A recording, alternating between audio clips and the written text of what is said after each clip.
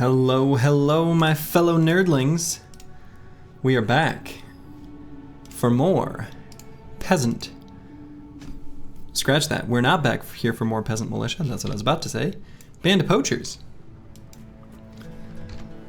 Last we left off, we're back in the south, looking for guns.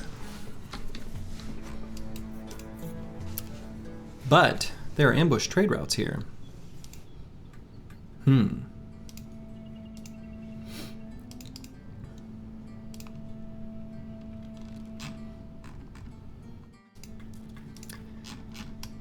So, we came from Tanweer already, I remember that. Went down to Al Hazif, and then presumably we will make our way to Al Hazred. It is currently dusk. I fought in the arena, I'm 78% sure. Now 100% sure.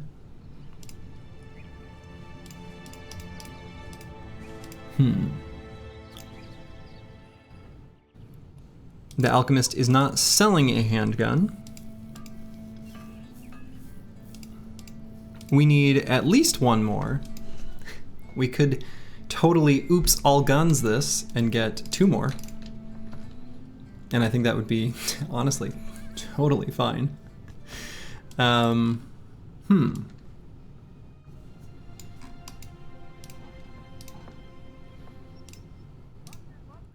I like this hunt down what terrorizes contract because it could be hyenas. So let's see what it is. Hell yeah, it's hyenas. That's what we want to see. The team is not only good at fighting hyenas, but hyenas give us crafting stuff that we can make good use of. So let's make good use of it and fight some hyenas.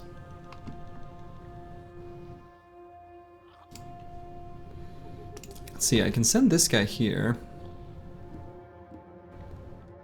And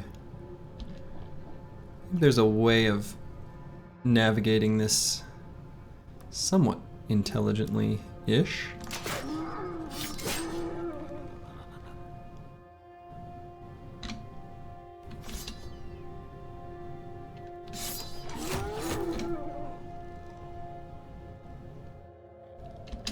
I think we'll put this guy here and take final overdrive and protect the top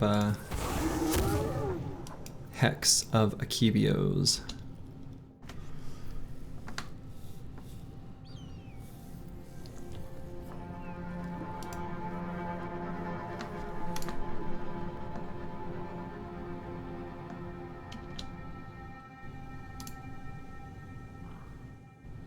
So then if we're going to move him there,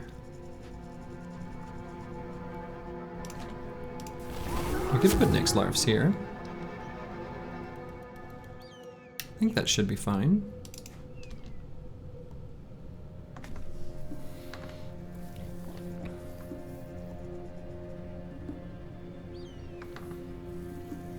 Do I want to move Friso or not?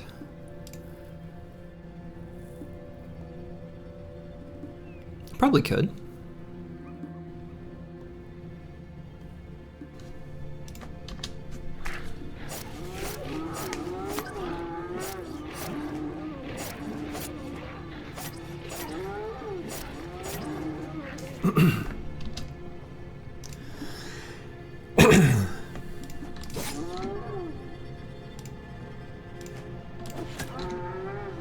We've basically already won this fight. Pretty much. All here in the first round.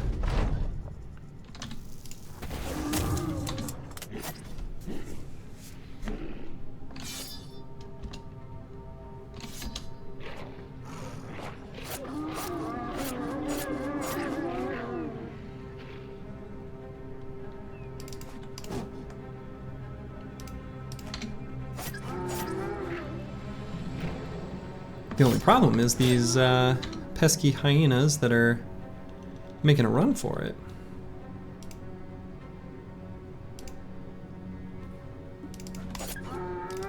We'll need to make sure to try to lock them down if we're able. And I think we'll kind of be able to.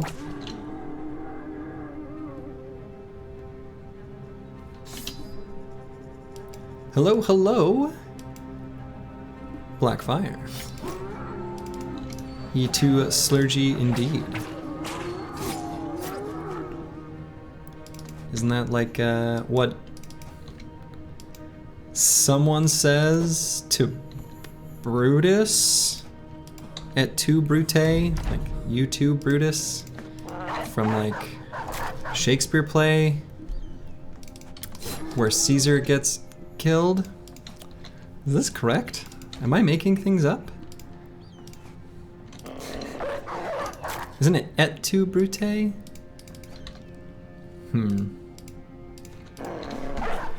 My knowledge of Shakespeare is not so good.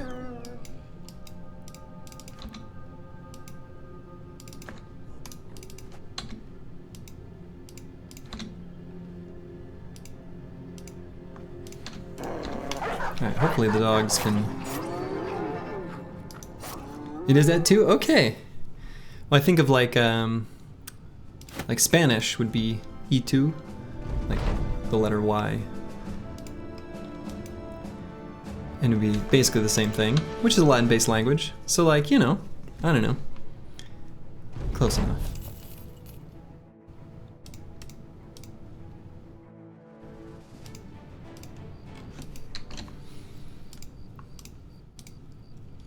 Friso here, hitting level 10. Probably go ahead and grab Fearsome. Very excellent perk for this bro with very excellent stats. Even though he's got iron lungs, I wonder if I should get just a little more fatigue.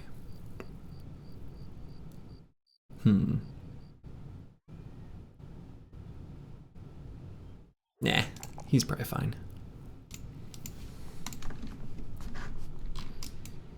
All right, so I think I'll head over to Al-Hazred and hopefully be able to purchase a handgun from there. This guy is crazy. The real question is, which guy are you referring to? It could be me, could be you, could be one of the bros on the squad. There's a lot of crazies all around us.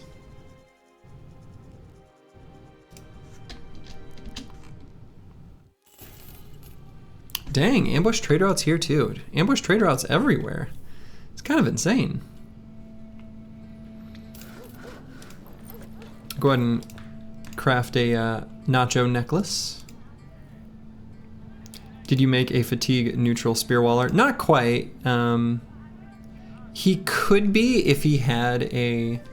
Well, no, he still couldn't. If he had a named spear with -3 like fatigue on skill use, it would be close. It would be close. But no, no fatigue neutral spearwaller.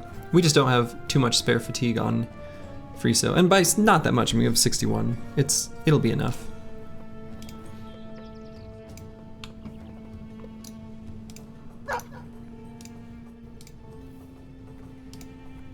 We could make a large powder bag. No gun for sale. Came down south for guns and every single place has ambush trade routes. How long can he, I assume you mean spearwall, but quite a while, right? So it costs 23 fatigue and he'll recover 18 per turn. So you can kind of think of it as an initial 23 and then each spear wall after that is only like 5 because it is the 23 minus the 18 that we recover, which is 5. So 23 plus, you know, multiples of 5 until we reach the 61. So in this case, We can do like 6, which is pretty good. 6 or 7. That's just back of the napkin math. I didn't actually even, that's just estimated, but should be pretty good. Good enough.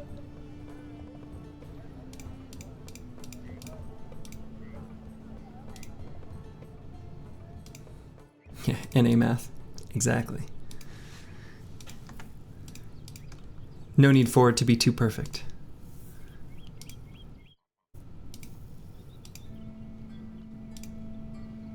But speaking of not perfect, it is definitely not perfect that we didn't find any handguns for sale.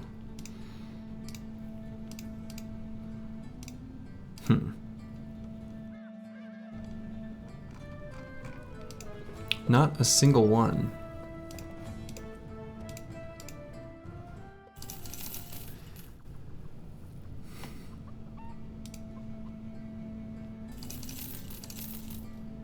Now I could, you know, take the contracts to get rid of the ambush trade routes condition in each one of these cities and then return later once the cities have like refreshed their stock. I guess I'll do that because I do want more guns, but boy, that does make it, that's a pain. I could see if they've got armies outside of them with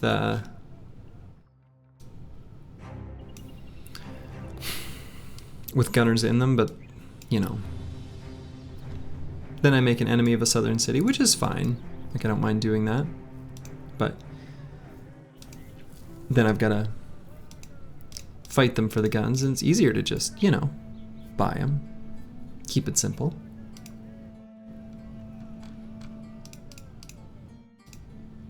It also means we weren't able to get tools for a reasonable price.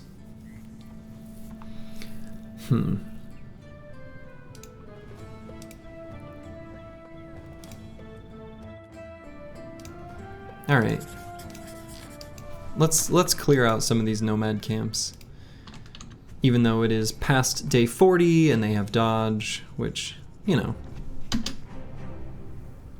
some gunners. Now we can't turn trader on them with an active contract. We could cancel this contract and just straight up fight them right now. That would very likely get us the guns we need. The officer could have armor that we could dagger down. It's kind of a tough fight though. And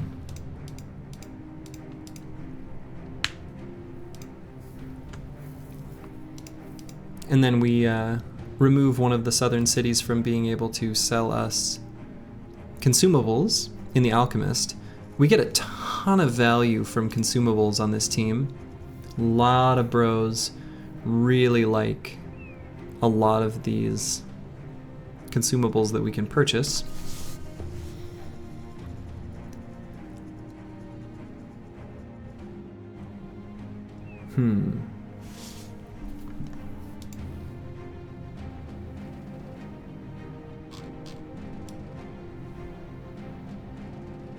But it does get us there.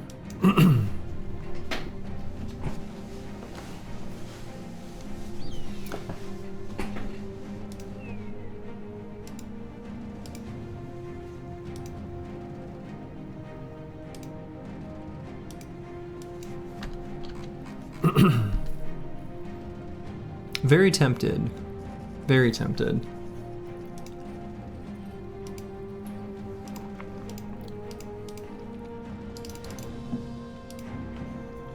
Still kind of dangerous though. I don't have nimble on everyone, either nimble or heavy armor. I've got like some medium armor here on some bro in training.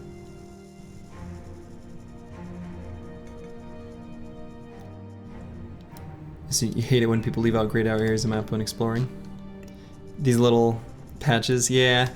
It's kind of like when you mow the lawn and you leave a little patch, a little strip of unmowed grass. No good. When I would explore regions of the map in Valheim with my buddies, I had a friend who was always very particular about making sure that we carved out new explored areas. Hello, Manifest Destiny's Child.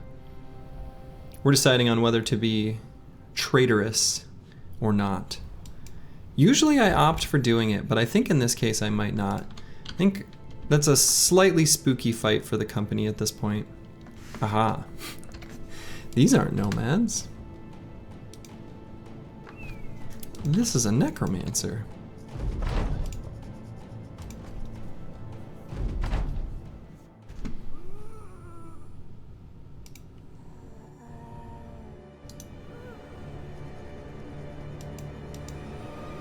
With a plethora of wiedergangers.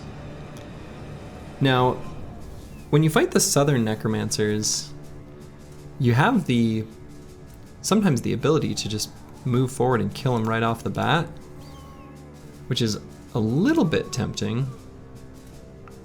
Not murder in a Slurgy run. I'm trying to keep people on their toes, right? So you can never know quite what to expect. That's the goal. You'll never know what's going to happen in a Slurgy run.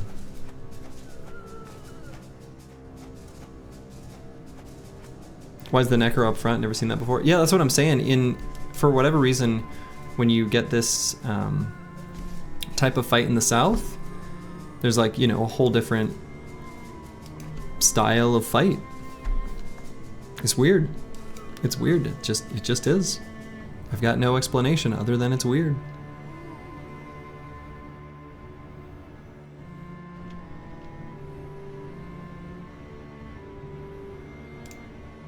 Alright, let's get Nixlarfs up there. We'll get some guns on his flanks to keep him safe.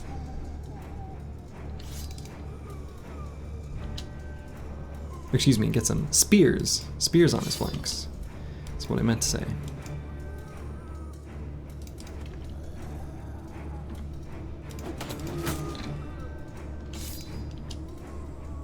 Hopefully it works.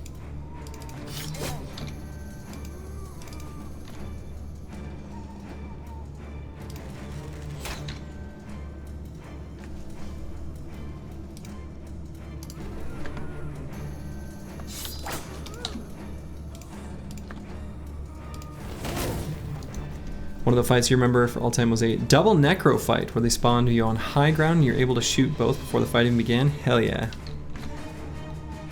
That's lovely.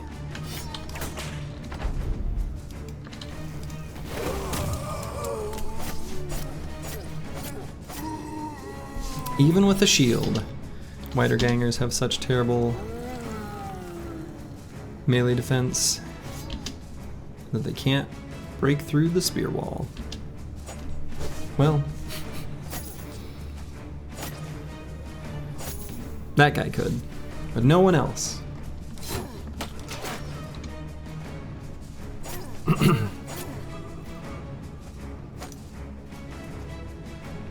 That guy too. But no one else.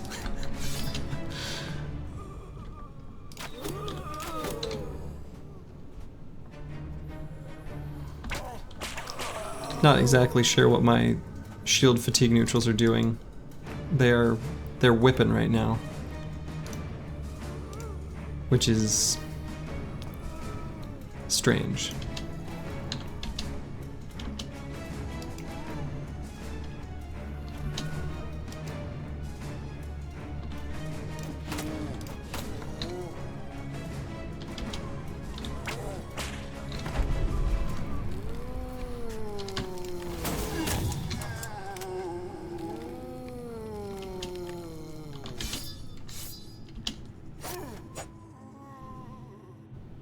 I didn't even say but no one else before that guy made it through. What the heck?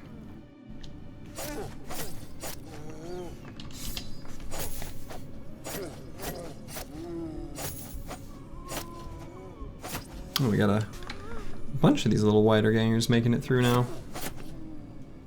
Get off me, buddies.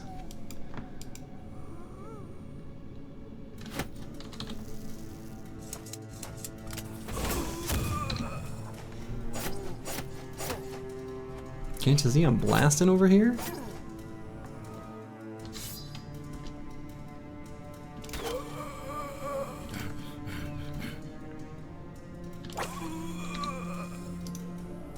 You made a Slurgy bingo card?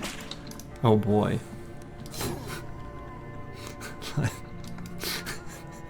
Let's see it. Let's see it.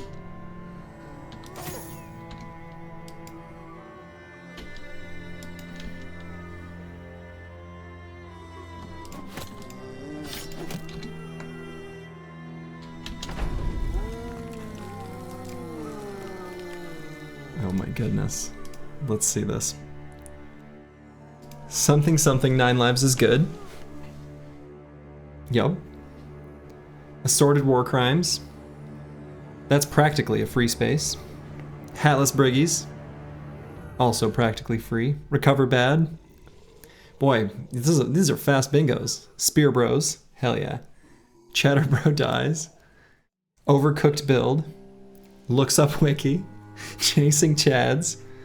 Fiscally responsible and boring decision. Chat. Will you ever try Legends? Manually kills donkey. Fiscally dumb and hype decision. Bro dies. Get hat. Gobbo HOA. Love it. Also Briggy HOA. Flannel shirt. Ooh, not today. Giga Chad sits on bench. Yeah, that's a classic. Fight spice level, dangerous. Yep. I am tall. True. I am tall. Slurgy quotes a video game character.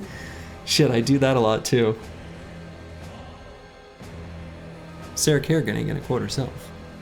Milk toast take. Very common. Dota is mentioned. Oof. Yikes. Big sword lance. We don't talk about big sword lance. Shouldn't have sold that. The black book. And armor attachment on crap armor. This is beautiful. This is incredible. I love this. Classic Slurgy quote, this fight is spicy. Well, you know, I take a lot of spicy fights. What can I say?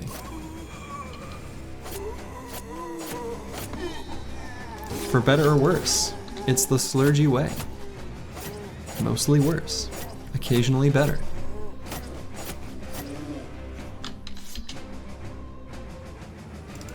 But, you know, cooking without spice, that's tasteless.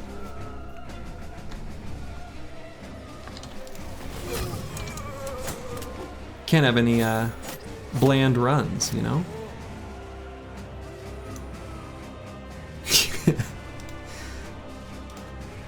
Slurgy misplays, this fight is spicy. Yeah. Gotta keep it interesting, you know?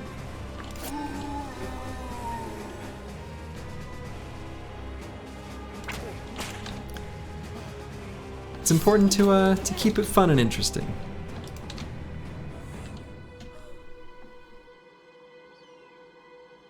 That bingo card is awesome, though. Thank you for making that. That's great. That's great. Man.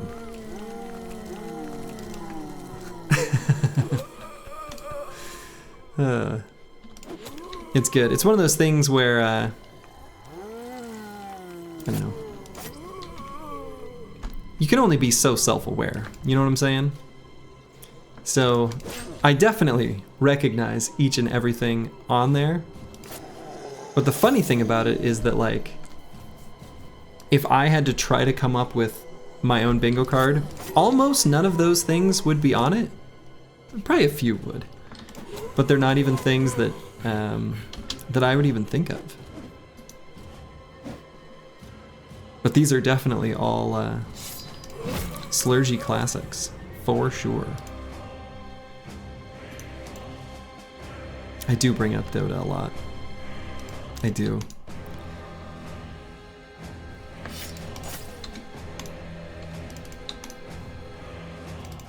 Which is funny, because like I don't even know how many people watching this have ever or will ever play Dota. Not that many, right? It's not like there's a massive overlap between Battle Brothers and Dota. So It's not even very useful. You sat in chat yesterday with a bingo card editor open. Nice. Well, I mean, we talked about it, right? So it makes sense. It probably didn't take too long to come up with some good examples. I mean, this is pretty damn good. It really is.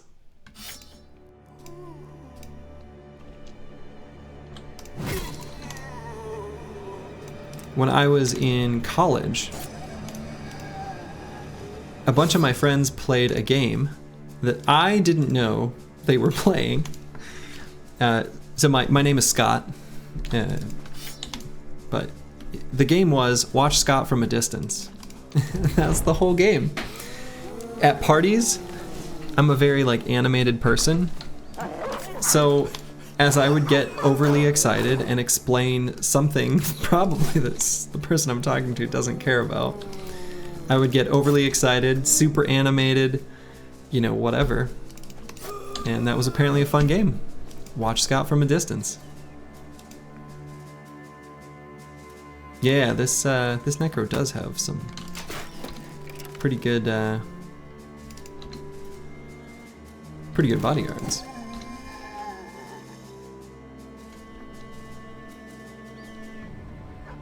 He does indeed.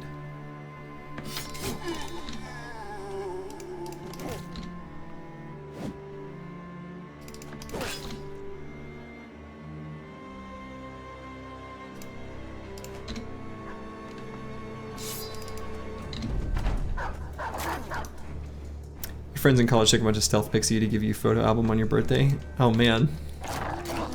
Hopefully they weren't too incriminating of photos. Over several months. And were they like ones you had no idea they were taking kind of thing? I'm assuming.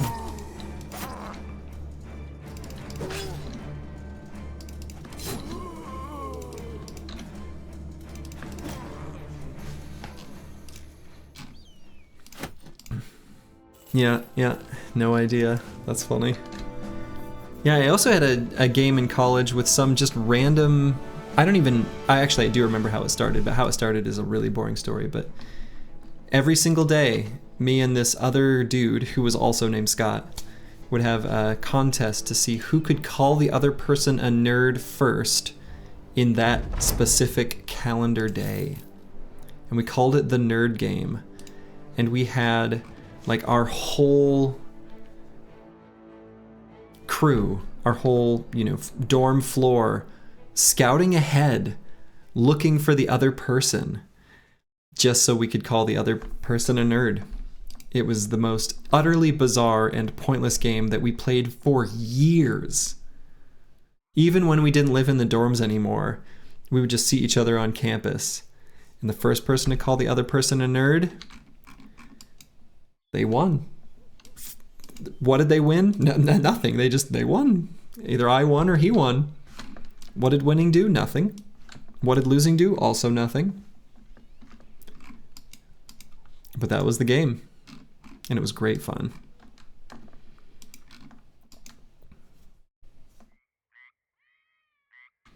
Alright, I want to buy the tools that are here now that I've got rid of the ambush trade routes in All Has Red.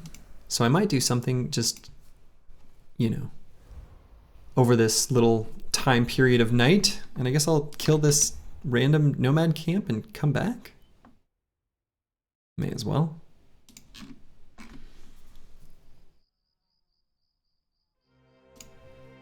Very easy fight.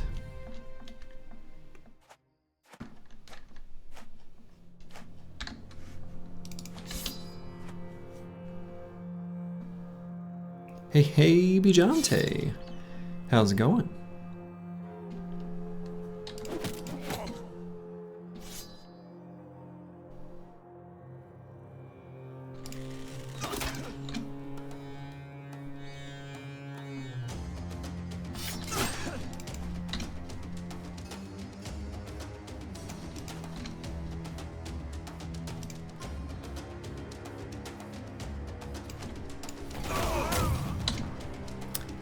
Blast him.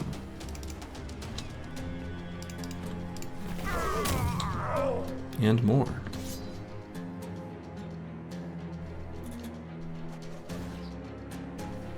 Nerd game, least insane slurgy behavior. I mean...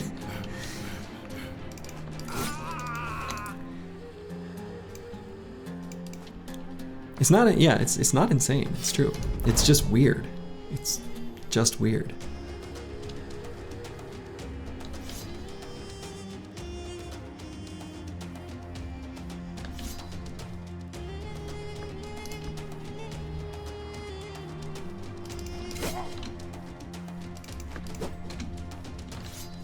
But definitely not insane.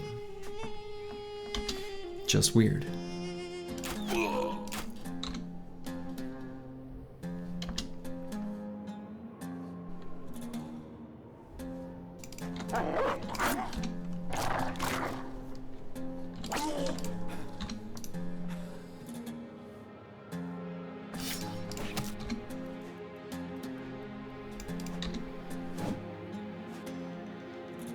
When did I start losing my hair? Well, you know, it's funny because it was earlier than I realized that it was happening, which I think is common enough, but I actually lost it like basically my, let's see, sophomore to junior year in college. And a lot of people, their like male pattern baldness goes from the front and moves its way back. And so there's a lot of like where it's genuinely obvious when you look in the mirror and people should notice. However, in my case, it started as the friar tuck and then spread forward. And so I actually didn't realize it. I mean, it felt thinner, I guess, but it's not like I'm feeling the top of my head very often. So it wasn't until I saw a picture of myself taken from above that I thought was like really weird camera flash. I was like standing in a lobby and I was like, what's going on with my head? And they're like, well, yeah, you know, you're thinning out a little. I was like, what do you, what do you mean? So then, yeah, finally got like, you know, the 2 mirror setup, figured out I was going bald, and then got it cut shorter for like a year, and then eventually just started shaving it. And, you know, honestly, it's pretty great to not have to deal with it. I just shave it like once a week. But yeah, there are, you know, hair replacement whatevers. Like, honestly,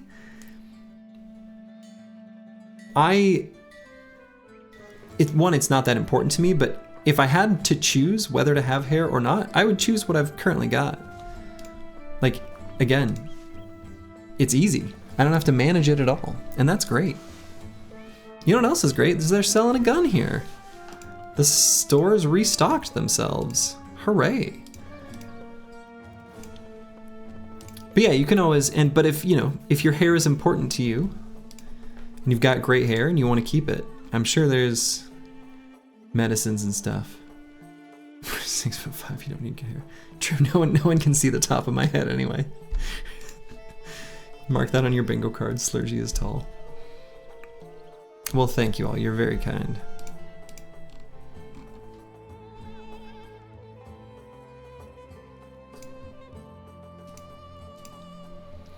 But yeah, it's, I don't know.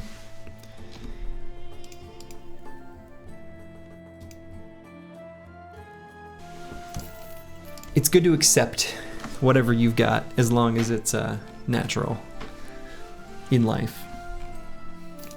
That's a milquetoast take. Maybe? I'm not sure. You've had long hair? Yeah, I mean, I had like a big mop of hair. Like I was kind of a, I don't know, not like punk rocker kind of thing, but I was like, I don't know what sort of vibes I was trying to give off. Hipstery vibes. I had long, just a mess. I had a mess of hair. So it probably was a good thing that I that I rid myself of it in the end.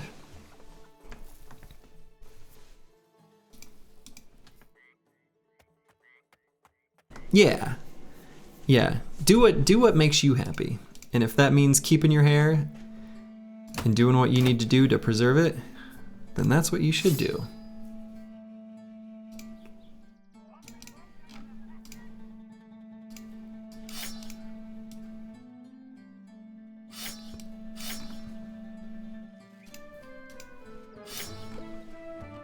The one thing you should not do, though, is if your hair is thinning out substantially, like more than just a little bit, and more than just a receding hairline, don't just try to cover it up with more hair. Don't get a man bun when you're balding. It looks stupid.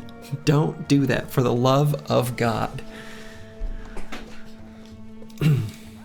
You either gotta embrace some sort of short haircut, do some treatment on it or whatever, or just shave it. But don't do a comb over. It will not look good. It will not look good. Just saying. It never does.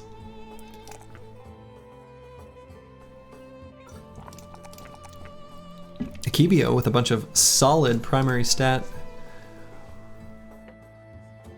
rolls there.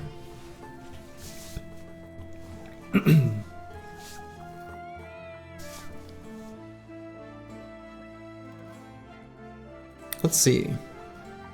We got 3 perks left here on Akibio. One of them is certainly going to be Battle Forge. So why don't I go ahead and take that now? As for the last 2, I might do Underdog and a Weapon Mastery. And that'll probably be build complete. Slurgy, this is your weirdest run yet? I don't know, dude, they're all weird. It might be. I definitely am cooking.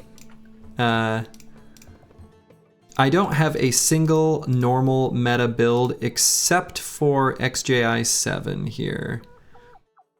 I think he's fair to call meta reasonably. And the banner. No one else is a normal build. Oscar probably will be too. Peasant Militia was... The arc of Peasant Militia was the wildest, probably.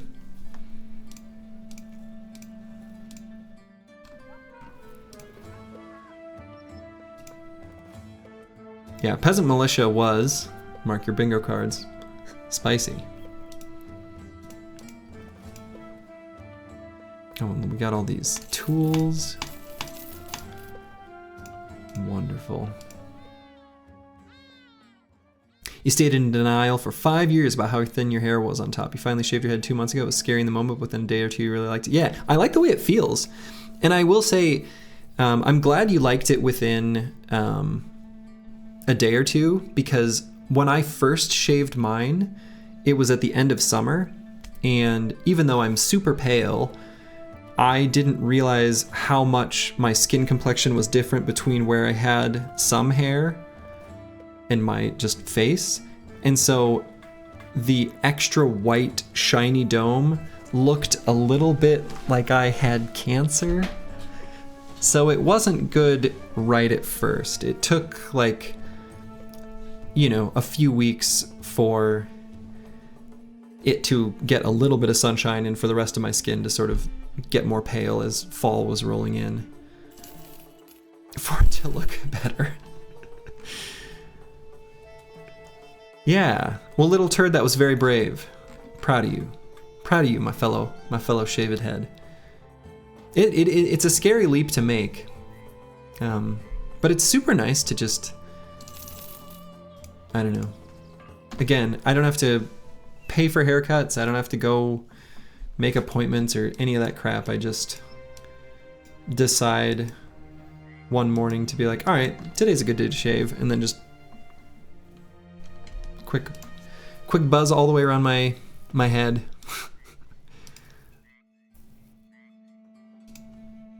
Works pretty well.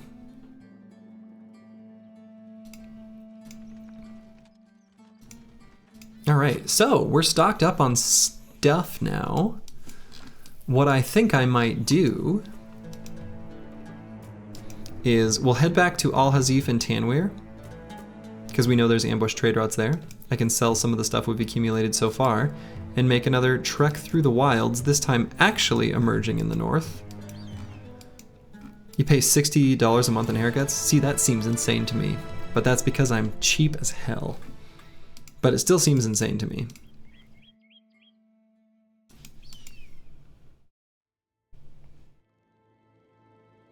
But I think that's normal. Like, you're not insane. But it just seems insane to me. Right. And you always gotta tip your... But, you know, that seems insane to me, but yet, you know, it's less frequent, but, you know, I take my dogs to the groomers and, you know, we pay them... they change it each time, and so I don't know what it normally costs. It's somewhere between $60 and $100 to get both of our dogs groomed. But it's only like a few times per year. And they do a great job, so.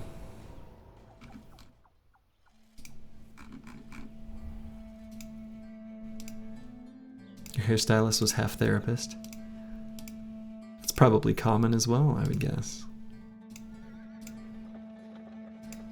3 nachos. With Spear Bros, we can fight nachos no problem.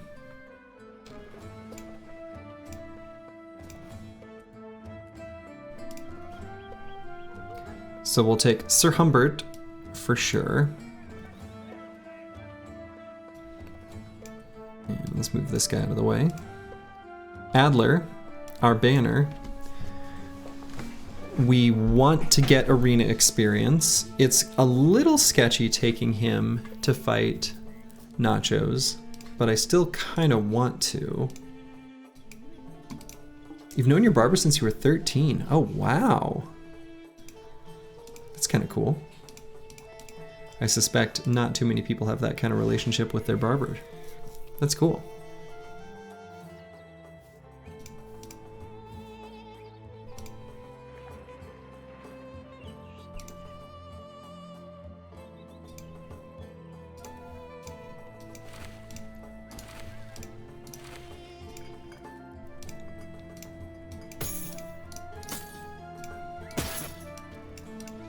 Alright, and even though Friso doesn't need any more fights from a resolve perspective, I feel a lot safer taking him in to fight Nachos. And I think because they have, at least Friso has Fearsome, Sir Humbert does as well. Yeah, I'll leave the Bannerman with the banner out.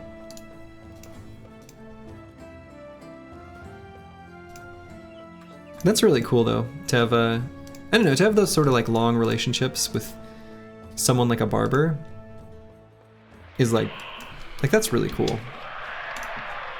I feel like, especially these days, we don't have too many connections like that in our lives, most of us. So that's very cool.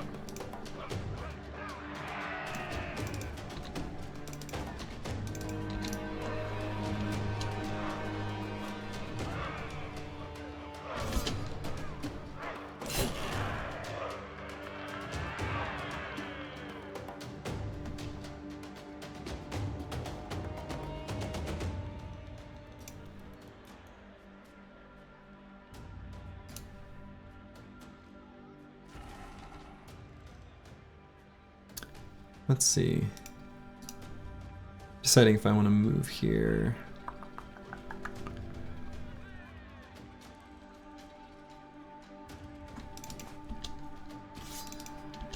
Because Sir Humbert here is confident, so 97 melee skill. That seems pretty good. We want the Nachos to run into him. At least mostly.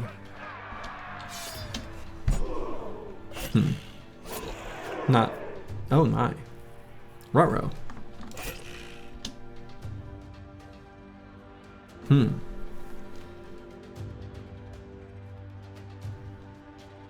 only Adler had a sword lance.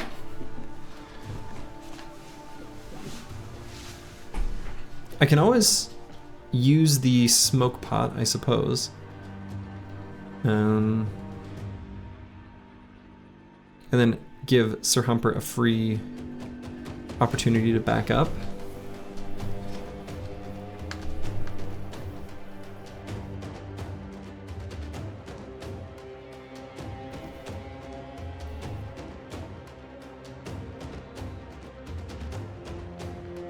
Or I just let him get hit a bit. You spoke this to life? Yeah.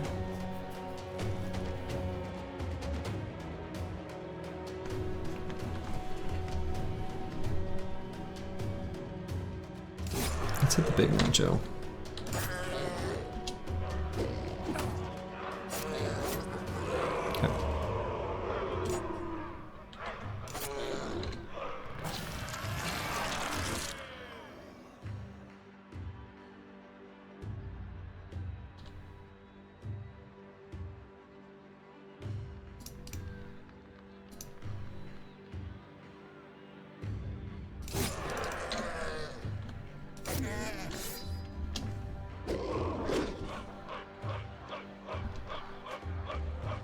Oh, I guess he can do that, huh?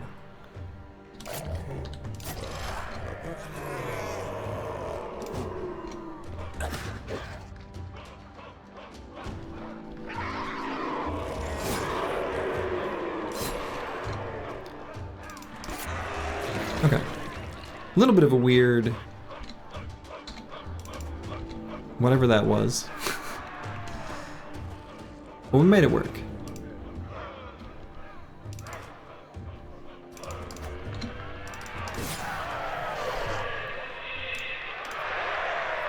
Kind of a weird fight. And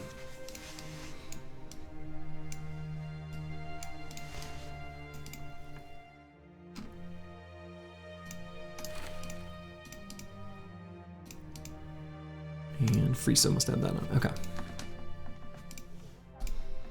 We'll go ahead and sell some of the goods we're hanging on to here. If we are going to end up going north to fight some orcs, which is pretty likely, I might want to hang on to this extra boar spear, because long fights against orcs, they break. So we'll hang on to an extra one. It'll be nice if we could get fighting spears. I don't really want to buy them because they're expensive. Like, obviously there's ambush trade routes here, but even if they weren't ambushed trade routes, this would be like, you know, 3,000-ish, whatever, hand wavy, which I don't really want to pay for. I want to loot them and not pay for them. But if we need to buy fighting spears, we will.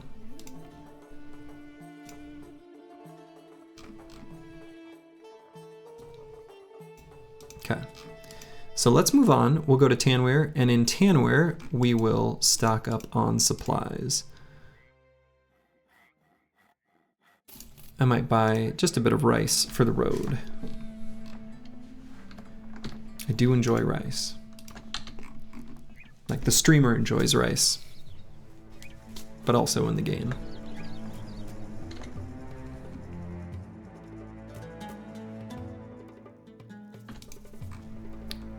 I didn't do a lot of cooking when I was a kid, you know, like my parents cooked for me. So most of my like learning to cook was from a buddy of mine who was a friend of mine, but he was also my roommate, and he grew up like his parents worked at a Chinese restaurant, like owned a Chinese restaurant. And so I learned to cook from him. So most of my cooking is like very like Chinese homestyle cooking-ish. That was like the foundation. So I don't know. I still cook a lot of stir fries.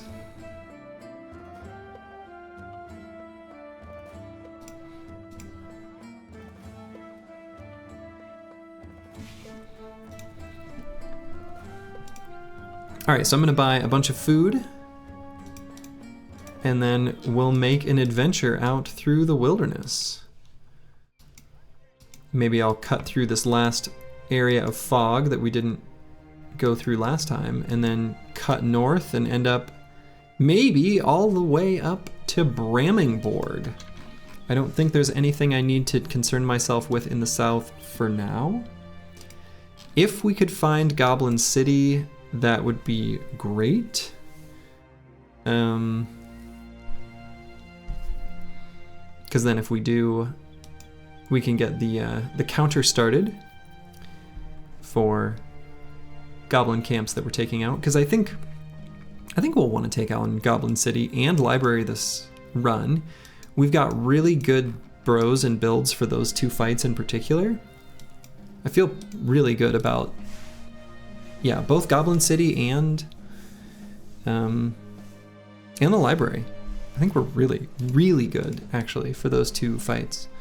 So we can do those not quite whenever we want. Like, I don't think we're quite ready, but we're pretty close. And honestly, even library, I'm not gonna do it quite yet because I think it's a bit risky, but I'll do it soon-ish.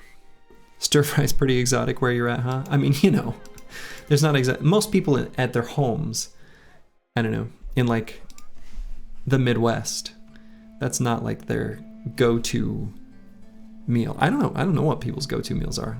Hamburger helper? I don't fucking know.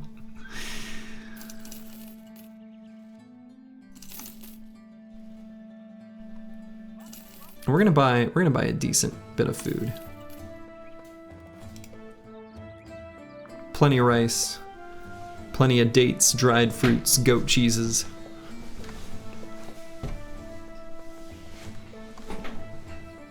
Don't make you rant about Midwest food. Oh man.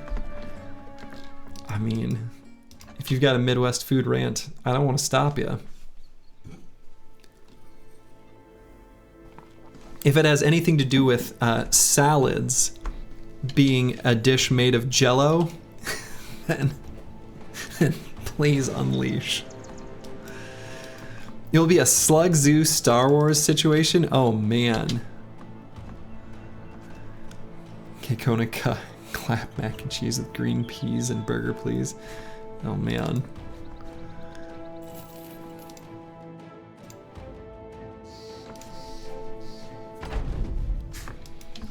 For what it's worth, I'm all about Midwest food rants, so don't hold back.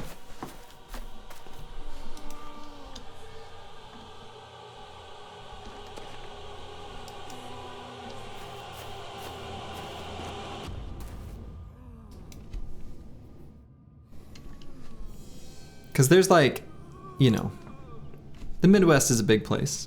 There's a lot of us here. And there is a decent amount of regional variety, depending on where you're at, but some of it's certainly better than others. Will there be a run where I do all the legendary locations? You think at least as Lone Wolf you should continue and do them all? I like that idea. As Lone Wolf, the very last run, I continue on and do them all. I mean, I do most of them. The ones that I leave off are typically the Witch Hut, even though that one I just sometimes have a hard time finding. And that one you just kind of need sticks. It's not that bad. Kraken, which is just kind of annoying, I would actually totally do. Actually, this squad could do Kraken reasonably well. It's all the fetch quests to do it that are kind of annoying. And then the Rockergeist fight to get the laser sword. That fight's actually, I kind of enjoy that fight. I think that one's cool.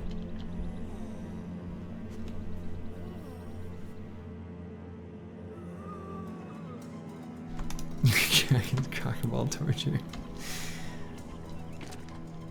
Yeah, I mean the Kraken fight is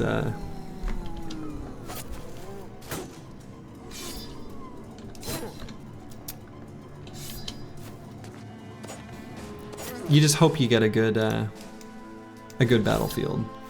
That's for sure.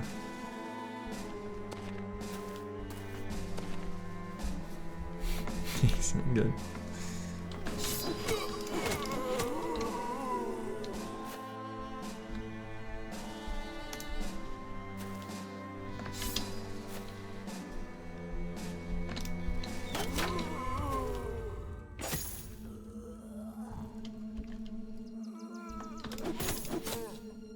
Oh, what am I doing? I should have got out the gun.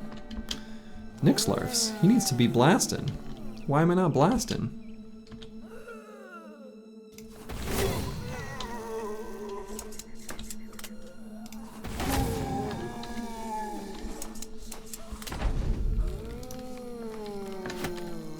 Blast. Yes. You know when you see the symmetrical front line. You know, it's funny. There's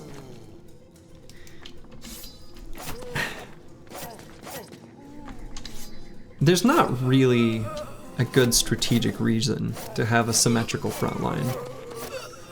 Not exactly. I mean, there's, like, you don't want, I mean, I don't know. You don't want like one side of your formation to fall apart or anything like that, or expose archers or whatever. Sure. But there's no reason for symmetry specifically. But for whatever reason, I'm also a sucker for symmetric front lines. It's purely like I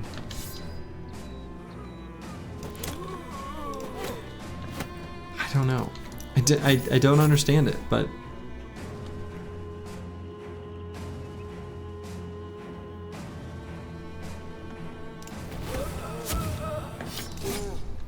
I like it. I like having the symmetrical front line.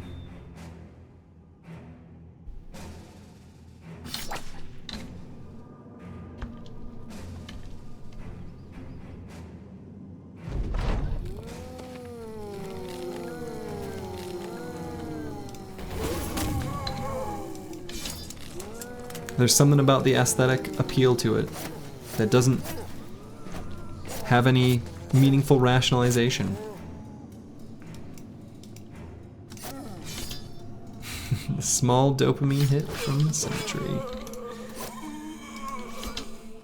It's the little things, you know? It's the little things in life. Or so I'm told.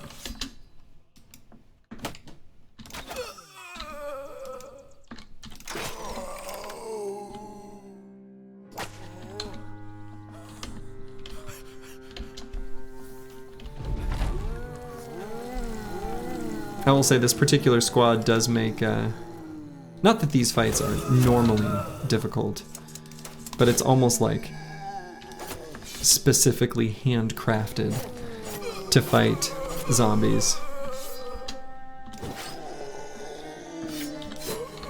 Pretty much, anyway.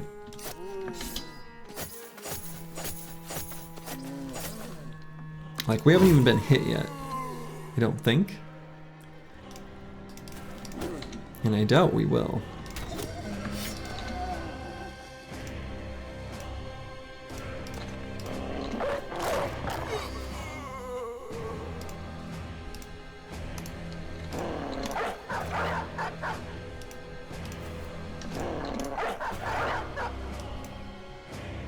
Yeah, really good pleb killing weapons, for sure.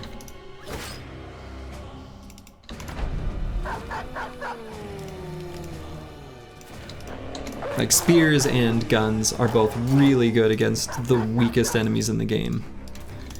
But they're good against other enemies too. Don't get me wrong. They just excel at the easiest fights. The school bully squad, yeah, exactly.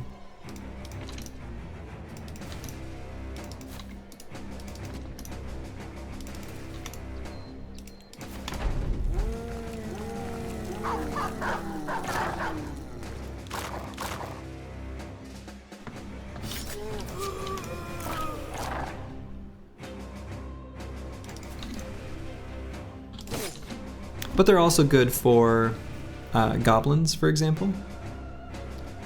So let's save this dog's life. Give him a bro as a target.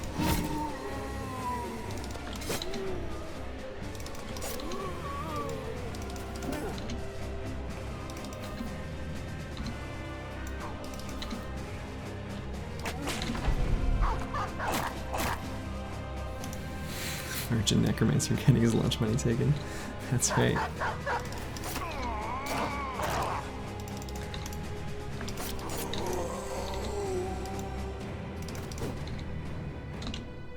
this group of Chads is here to slay. Let me ask you something. You have a game day 530 and there's some really hard fights. How does difficulty scale with time? Holy buckets, 530. Well, it does scale with time. So there's a couple different ways in which it scales. Enemies get new perks and abilities on specific day numbers.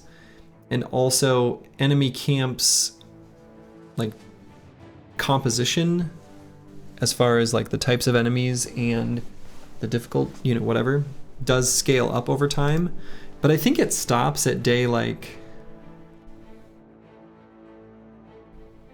170 or 200 or something like that.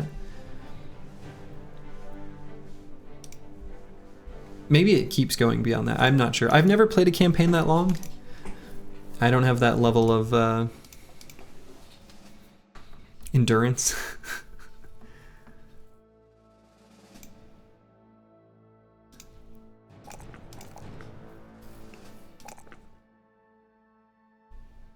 But yeah, there'll definitely be big camps on the map at that once the scaling is maxed out, for sure.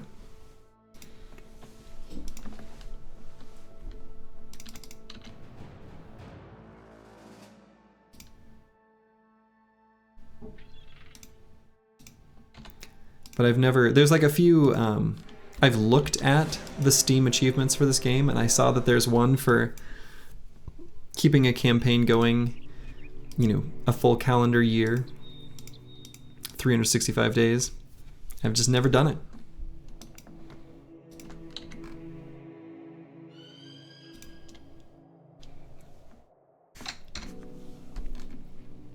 It's a long time to do one run for me anyway.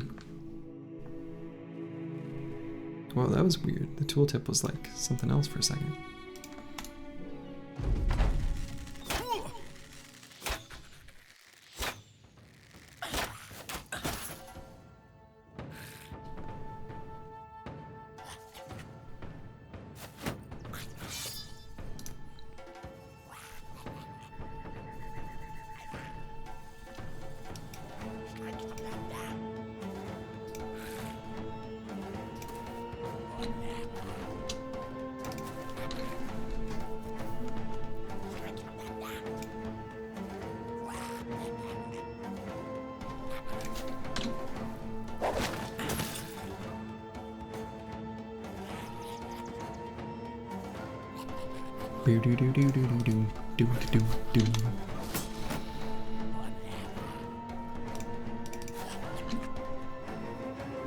You had to protect a village, and there were 2 groups of around 40 undead each. Most of them fallen heroes. Holy. Oh, there's, do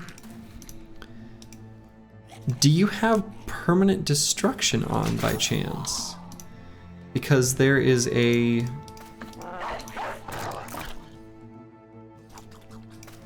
contract, I think, or some sort of fight that's like recovering a city that gets lost in the Undead Crisis or something like that, that can be a really... Okay, no. Well, alright.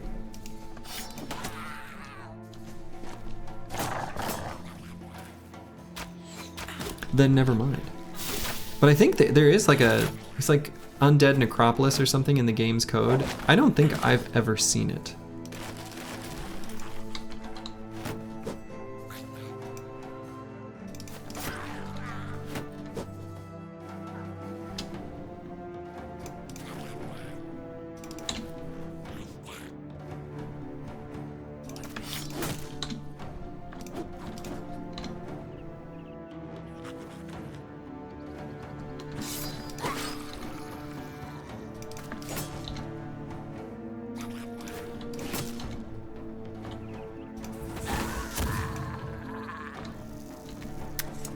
Craziest game-ending run, Holy War against the Southern Army, defending a town from 60. Yeah, some of the Holy War, like, enemy army sizes when you're like just defending a town are completely insane. Like they're huge.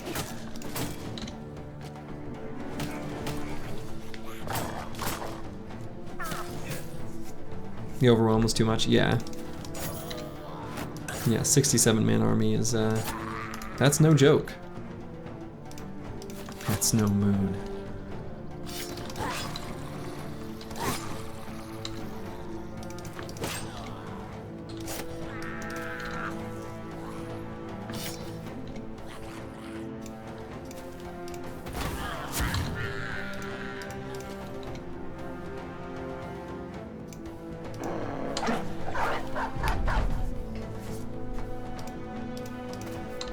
Yeah, I'm trying to think. I don't know. I feel like, you know, as you can see from the VODs, I always just choose random crisis because I kind of like the excitement of not knowing what it is. I don't think I've seen Holy War yet in this run series. I think it's been a lot of Noble War. I'd have to kind of reflect back on each run specifically to like remember for sure, but it feels like it's been a lot of Noble War.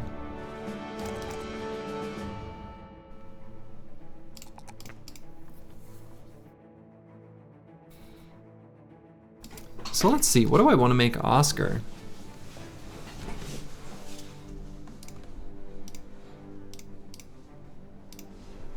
Probably just a thrower.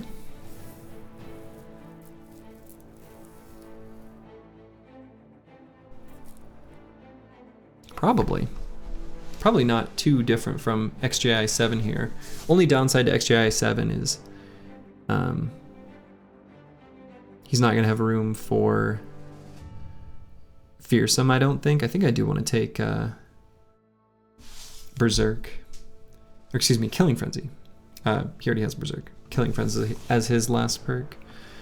I'd even really kind of like to have Bags and Belts.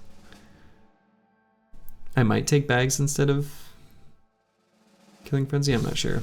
But Oscar here will be a similar build. A few perks will be changed around. I think he can get away with not having fast adaptation. It still would be okay, but we're probably gonna go without. We'll just get Throwing Mastery. Hib instead of Hybrid. I know what it stands for.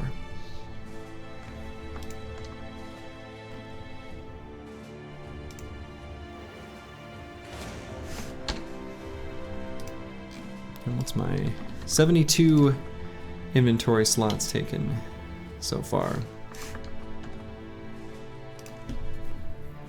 So we're gonna fill up and we'll have to play the old caravan shuffle.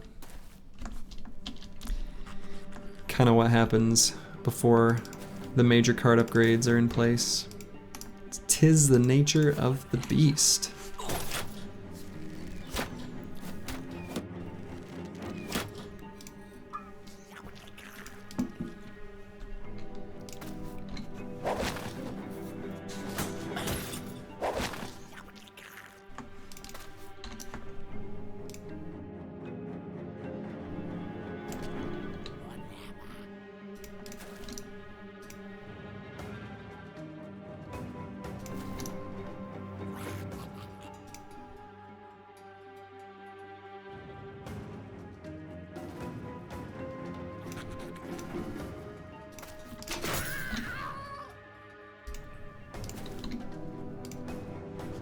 Get Heartbird on this high ground spot in Kibio right here where you can blast this turn.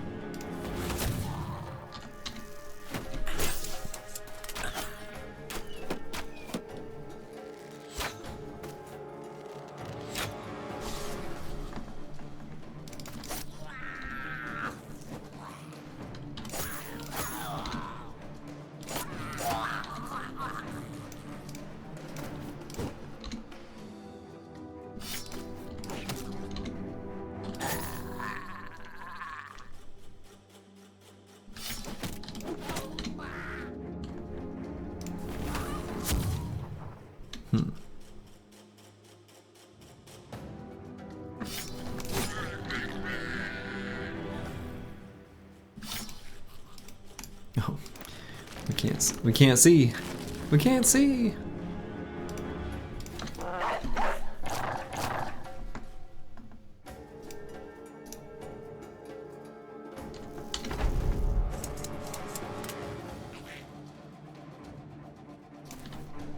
Let's see. Don't wanna shoot our dog. We don't want to be like that South Dakotan governor who shot her dog. Then try to act like it was a normal thing. It's not a normal thing.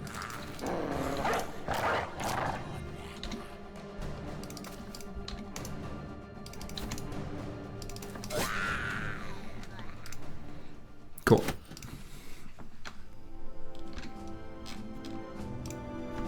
Alpha. Fatigue neutral shield bro. In level 10. Is that in him? True. True. There was no strange meat. Presumably. Okay, what perk to take here now? We're pretty open, actually. There's a lot of choices.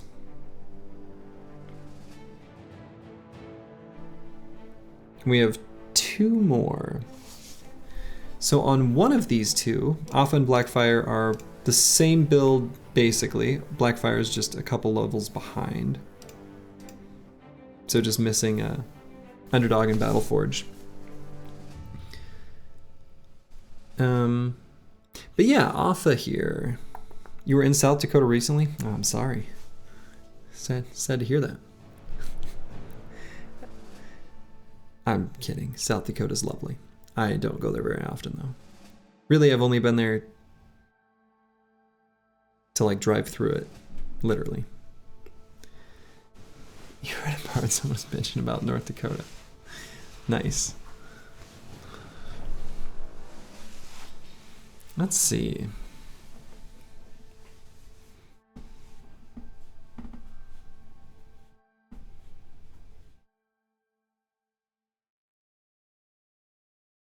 So perks for Alpha.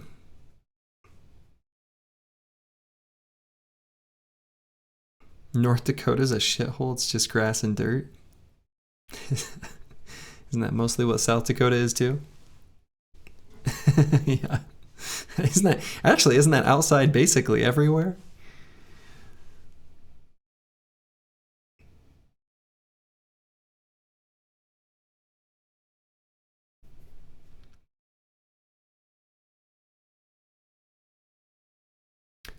So with Alpha here, I'm kind of thinking Fearsome looks okay.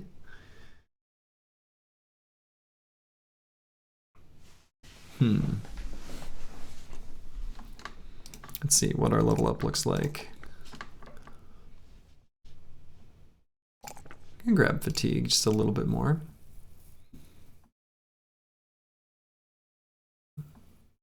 Yeah, I think Fearsome looks all right.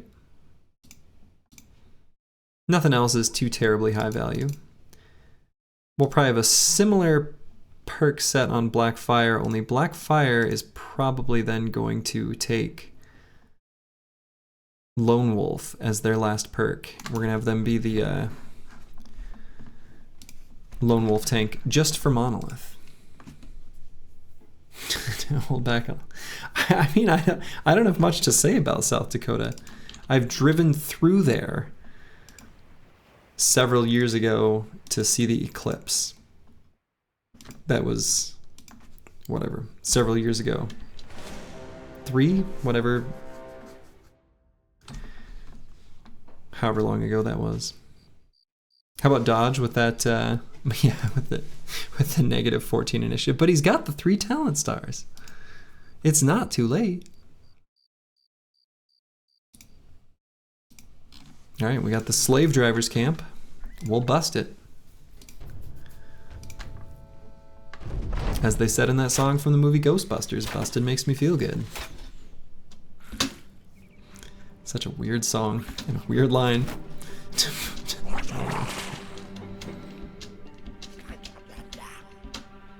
But we'll bust this camp.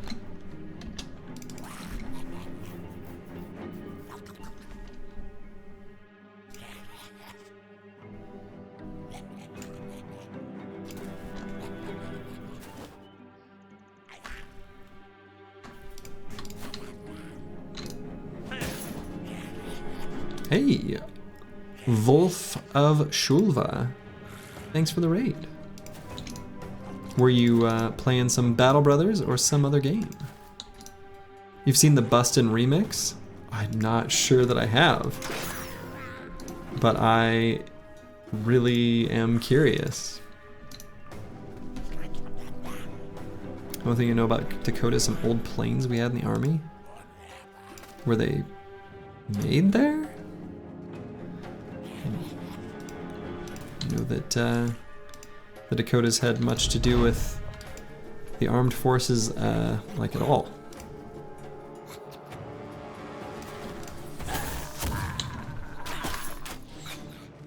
It was a new start as raiders in Battle Brothers. Lovely. How's your run going? Good. We're, you know, we're obviously an established company here at day, oh, probably at this point, close to day 60 or so.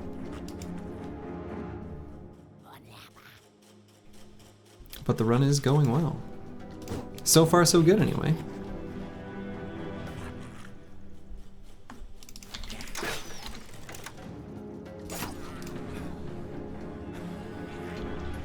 Bustin'. Alright, I'm gonna definitely watch that later. Absolutely.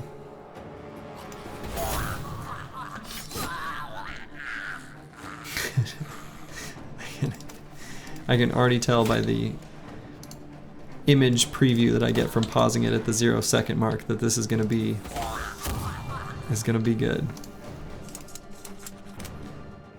It's a shitpost. I mean, yeah, I sort of figured it was.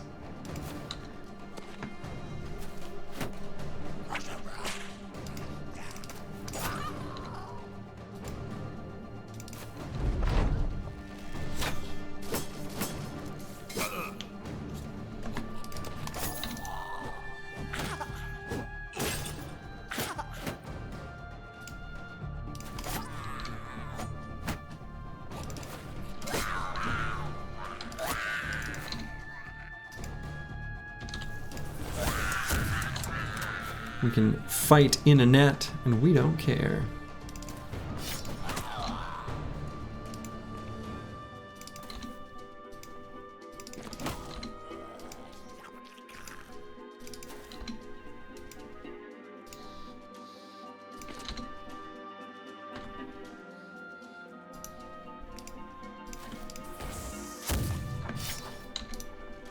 You think internet shitposting's kept you alive over the years? I mean, internet shitposting is, there's some good shit there. It's kind of incredible, actually. It really is crazy though, to live when we do, where for the first time in human history, we are essentially all able to communicate and share, I don't know, pictures of cats and shit posts and see it instantly all over the world. That's nuts. That's crazy. You got a triple famed from one barb cab? Damn. Hell yeah. I assume some of that must have been from Champions, yeah?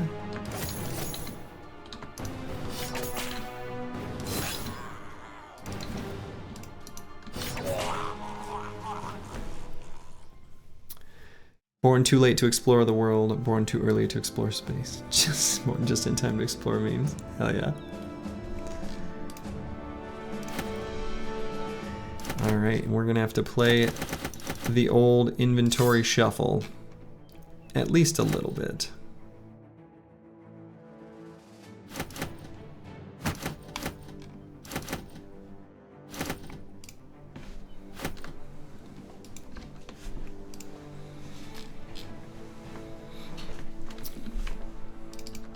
And we'll continue our exploration.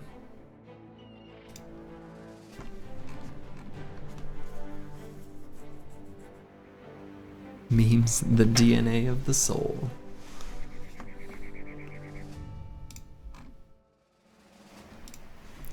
Yeah, very nice. A triple named item camp. A rare but wonderful thing.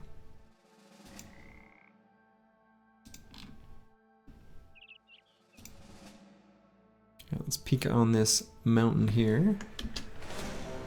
Zugat Nazat. If this weren't on a hill, I actually think we could do this pretty safely at night here.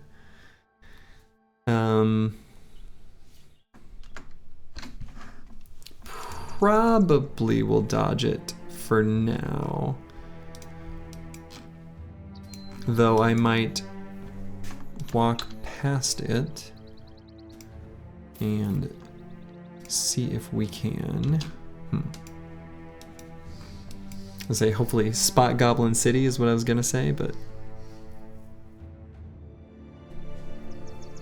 oh yeah, I mean I've certainly had so many Orc-Sea Tense fights that were like super spicy, difficult, like a bajillion Orc warriors, and then no named items. Very sad. And this camp very likely has named items, given the distance from civilization and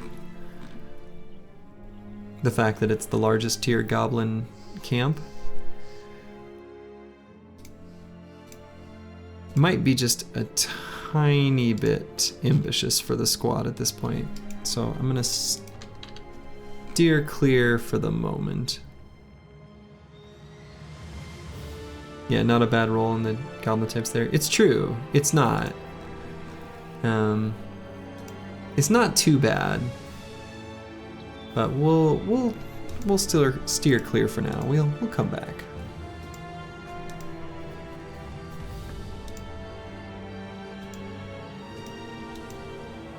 Oh no, and they're all bad. Disaster. Well, the barb hammer, the two-handed barbarian hammer, even a named variant is... It's got to be pretty good for it to be better than just a regular two-handed hammer or two-handed mace of the non-barbarian variety. Ooh, what have we here? Graurukash. Well, do we have... We do. We have Pathfinder on everyone, which means this fight in the forest, we can retreat to the edge of the battle screen, and the orcs will sort of naturally filter themselves towards me. And so even though this is a somewhat spicy camp as far as its contents are concerned, this is absolutely doable. The spears probably won't hold up too terribly long. We will definitely be glad that we've got large powder bags here on the gunners. I'm sure of that.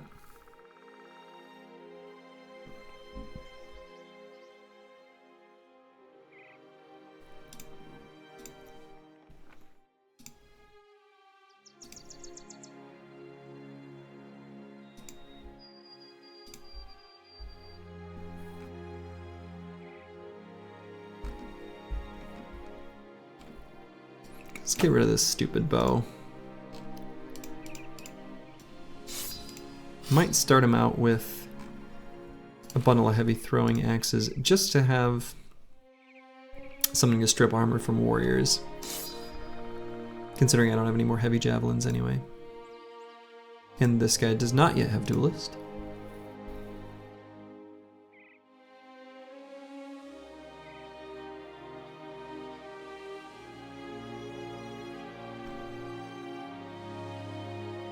Is there any other things I want to do to prep for this fight? I don't know that there really is. No,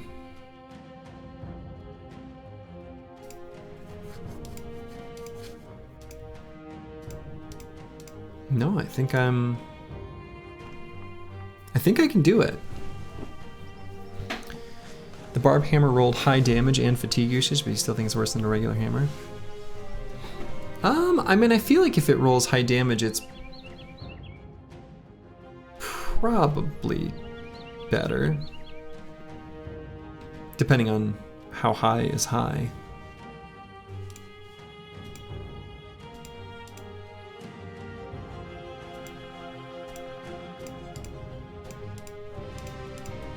I'm just double checking that armors are still in good shape. All armors are fully repaired at the moment.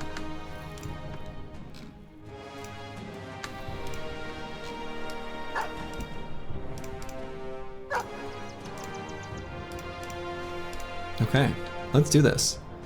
Let's fight an Orc Sea of Tents. The Warlord is a little bit of a wild card. We do want to make sure, so actually,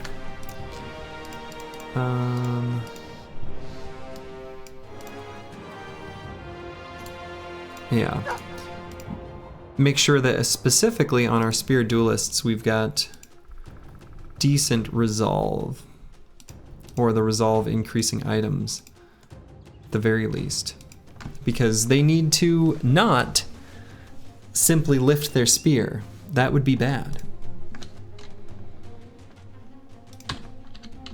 It's a pretty big fight, but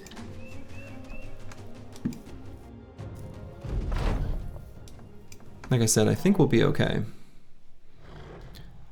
So we're gonna start out retreating. Nixlarfs is gonna scout the way for us because he has a no vision penalty helmet. So, and actually I should kind of consider, does anyone else in the back have Eagle Eye?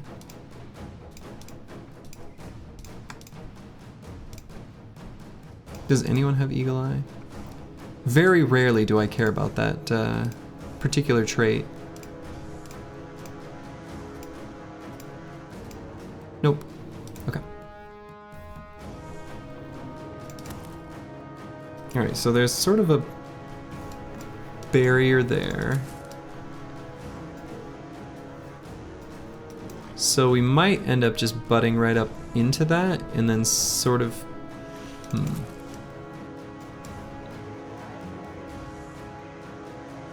Time to mow down the greenskins and a hail of gunfire. That's the plan.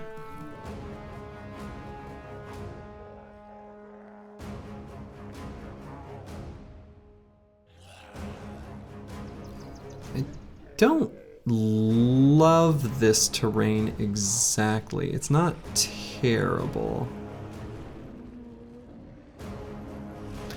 Good night, Black Fire. Yeah, I don't love this terrain, but I don't hate it.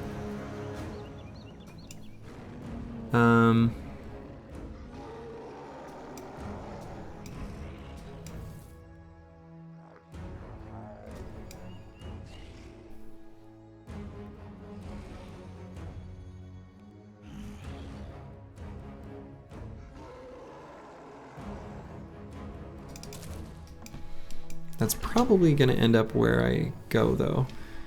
I think I'll wait on the rest of the crew.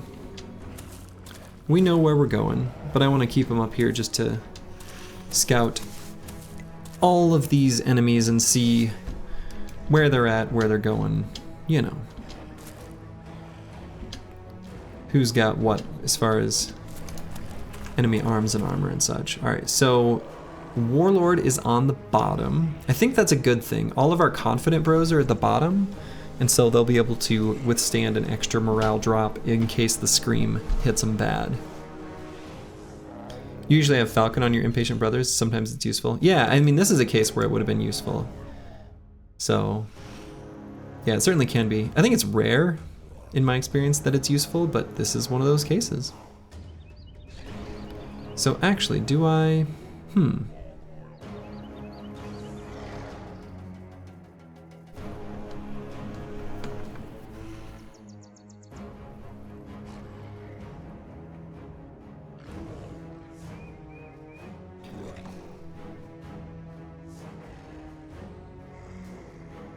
Yeah, I think we'll just...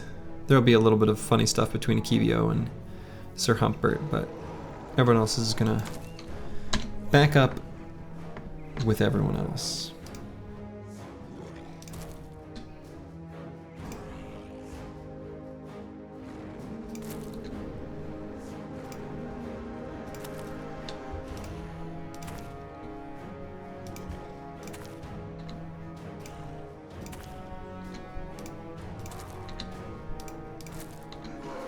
Okay.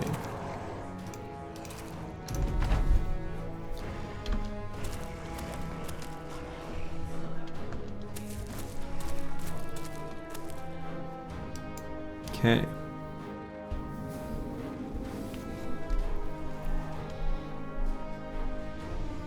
So now I'm going to take a moment to think about where I want each bro to go. Actually, I can let I'll let them approach and see what they kind of look like as yeah, I can do that safely. My hesitation there was in case any bro was currently occupying a hex I wanted to move off of, but that's not going to be the case. Okay. So.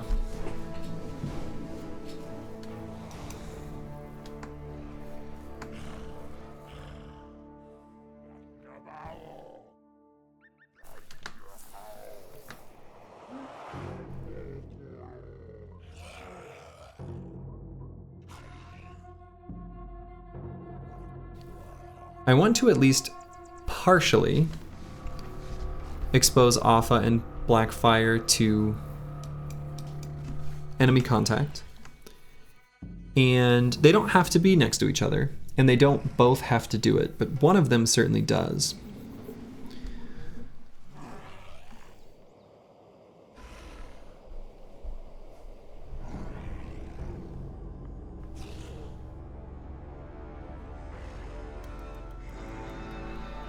It could be on this hex right here, or even this one. That's kind of cute, because as long as this hex is occupied, whatever single enemy here occupies it is just going to end up in a one-on-one duel with one of these two with a, you know, a shield and a military pick. That's pretty good for them, anyway.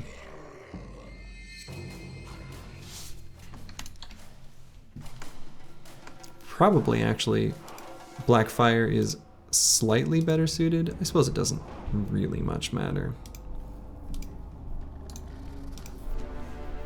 So then the other just kind of needs to get out of the way.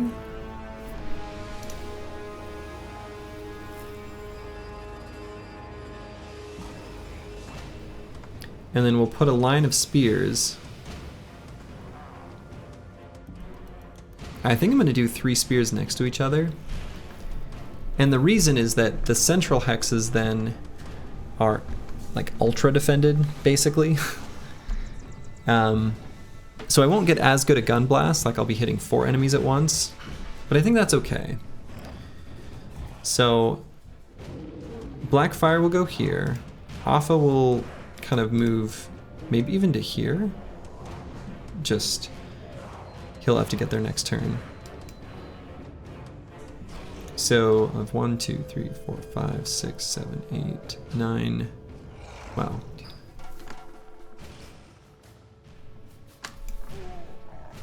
Where's everyone gonna go? I mean, I do have 4 spear duelists, so one of them could be here. I guess Alpha could go behind.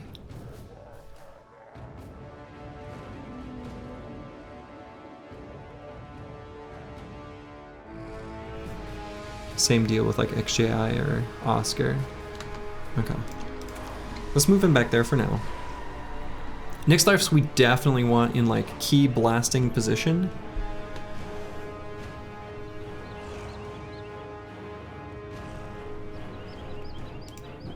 This should be probably a good one. This will also end up good. I don't know that it matters too much.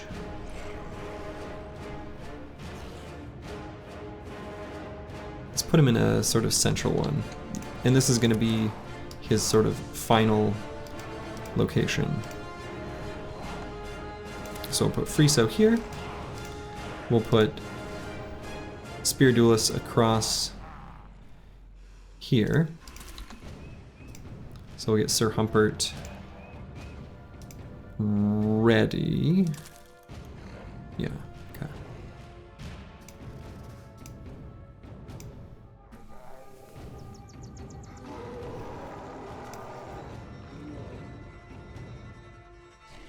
Yeah, Adler can go here for...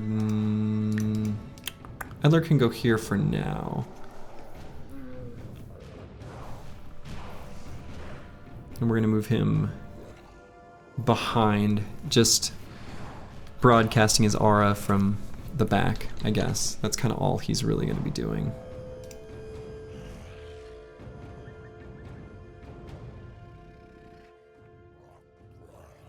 XJI 7 could be,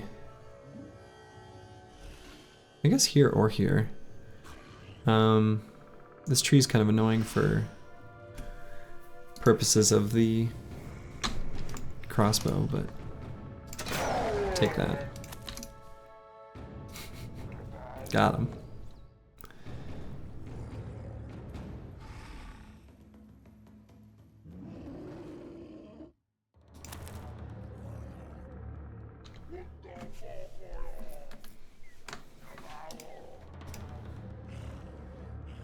So move Oscar back here. Yeah. Blackfire here for now, and we'll back him up one more hex. Actually, hold on. No.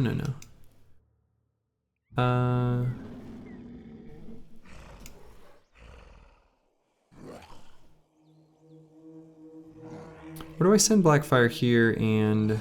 because Sir Humpert's gonna go there. This guy will fit in here, this guy will fit in there, this guy will fit in there. So... do I have everyone accounted for? So Hartford's gonna go here, Akibio's gonna go here, XJI 7's gonna go there. So that's those.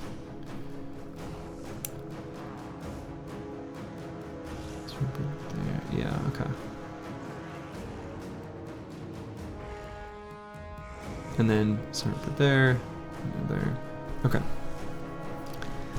think it's a little bit of a roundabout way of getting there, but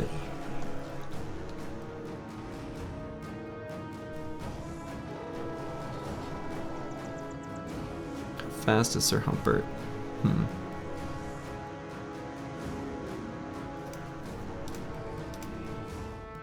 Could put Blackfire right up there too. Clog up that whole passageway there.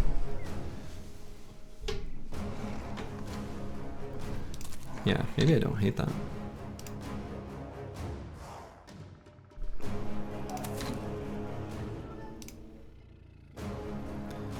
Let's see, and I can't send...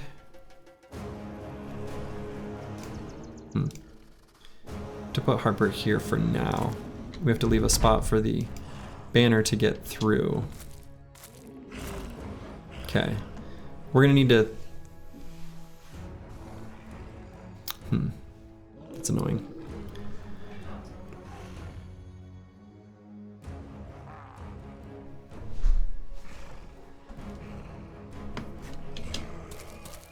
I knew that was possible, but I was just sort of hoping it wouldn't happen, which is not a good way of doing things. But we can just throw a smoke grenade and give him a spot to back up to, which is probably how I'm gonna do this.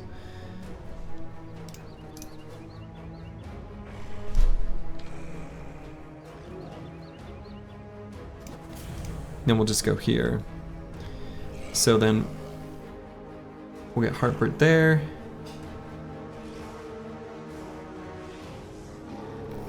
And Akibio, I guess, will be doing some tanking and fighting. I think that should be fine. We'll need to back XJI 7 up.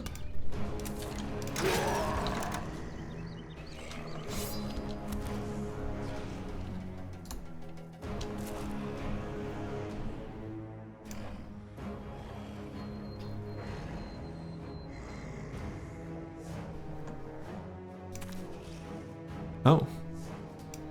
That just backs up into a a nothing. Weird.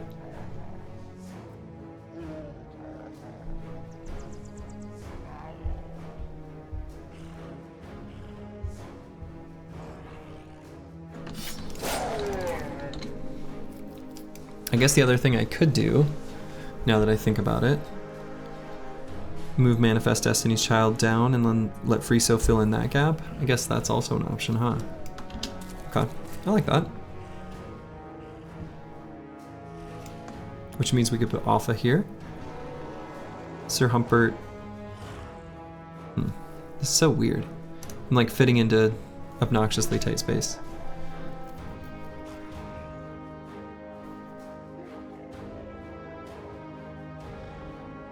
This will be fine. Do you think I overcooked this tactical retreat? A little bit. I think so. And hello, Toxic Wild Hog.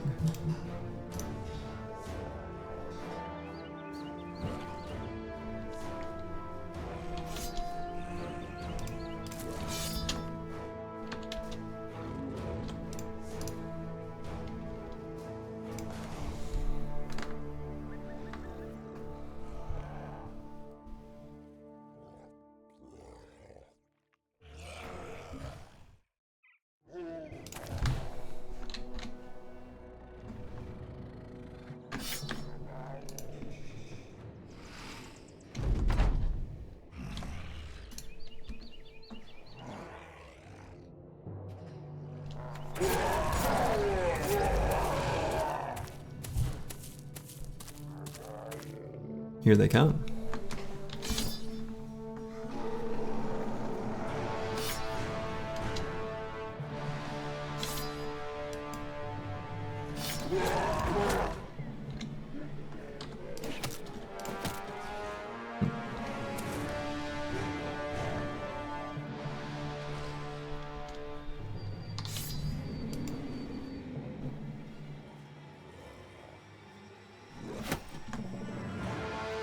That's the downside to Akibio's spot with this tree here. He didn't sleep at all last night. Work was a bit, work was cheerful. All right. Not sleeping, that's no good. You're back, now just laying down. Nice. Well, we've got a fairly spicy fight on our hands, I think.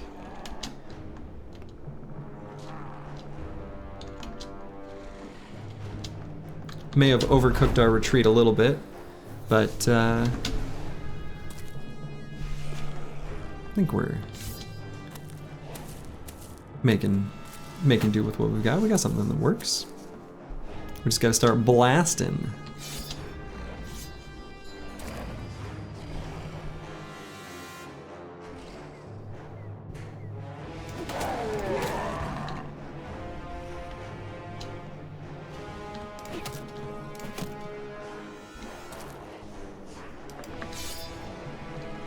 Everything looks good except the one lonely bro. Yeah, that one lonely bro is Blackfire. I mean, I think, yeah, it looks goofy, but I think it's actually a pretty okay place for me to put Blackfire.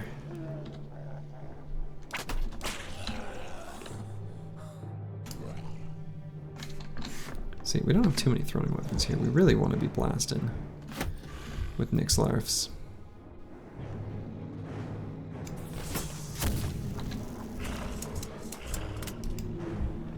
Really? I guess because there's no melee contact. Not the behavior I expect from an Orc Berserker, though. Weirdly enough, we really don't want Oscar to be subject to any melee contact, even with just a single enemy.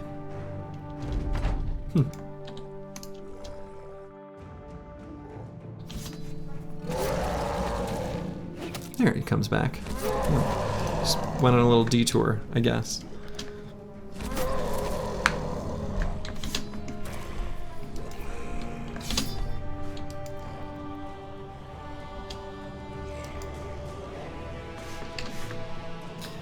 We've got just one lonely javelin left.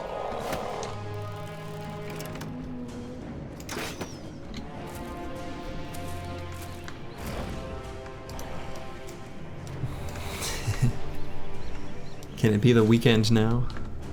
It would be nice. Unfortunately, it is only Monday.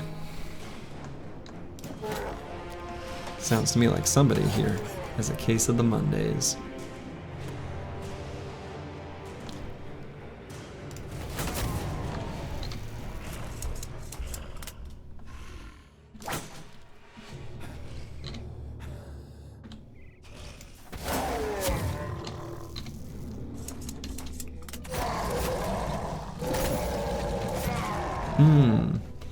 Now, Sir Humpert is at risk. That stun there was bad, and Sir Humpert is now going to be subjected to this Orc Warrior with a cleaver, which we do not like.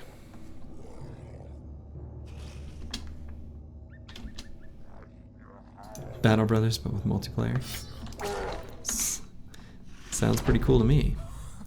And Manifest Destiny's Child won't be able to hold out for too much longer with spear walls.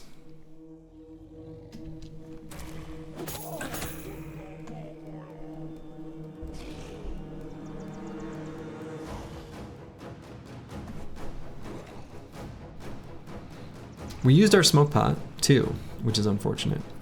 But if we can blast a hole, like later in the fight, if Sir Humpert does end up in trouble, we can blast a hole and then fill the gap with a Kibio. So all is not doomed there. We're just gonna have to watch that spot.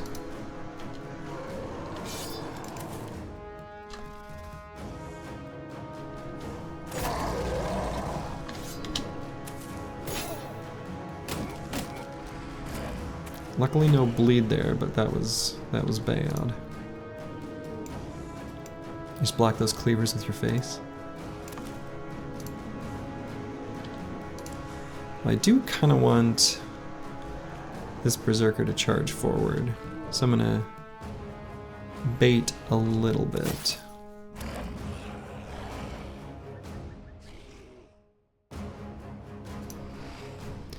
So thrust is 8 fatigue, so we don't have enough for 2 thrusts, so we may as well do 1 attack with the mace.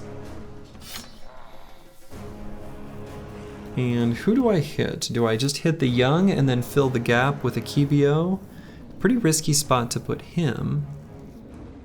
Or do I just hit the warrior?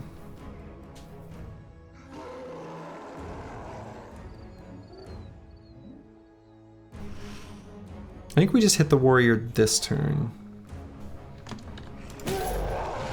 And we can be open to the idea that we may need to amend that plan later. Okay, so now we actually get a free gap fill for next turn. This kind of works. So we're gonna wait till that Orc Young retreats and then we'll fill in the gap with a Kibio afterwards, assuming all the enemies go before him, which should be the case, I think. Mostly, probably. Manifest Destiny's Child is out of spear walls.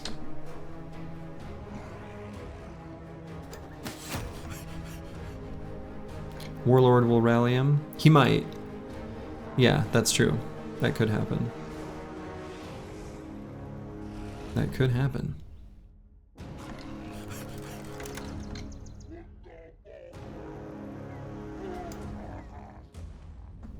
We could push off a forward too.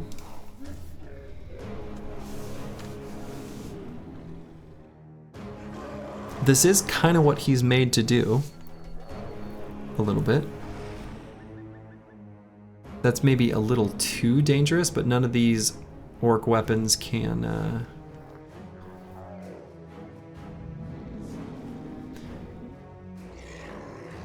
damage his shield, so he's probably going to be just fine.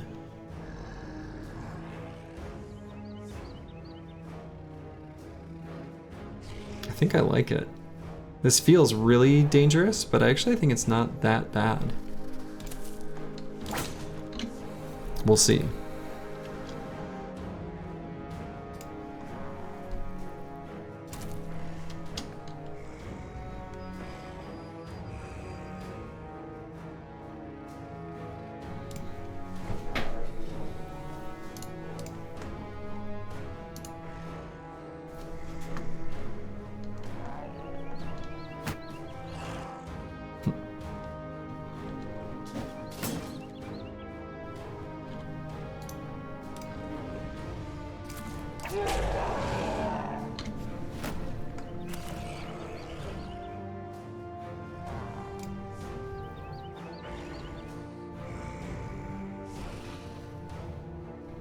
And if one enemy goes up next to Heartburt, I think that's probably also fine.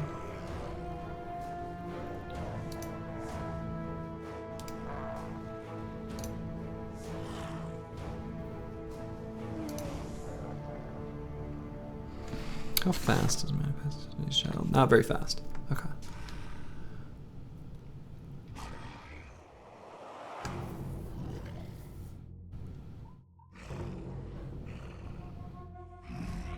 Just intern right here.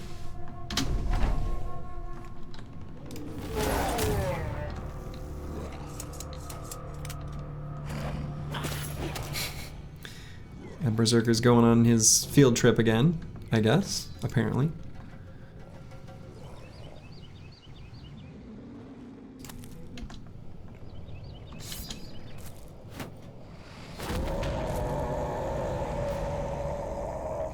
Warlord could not rally.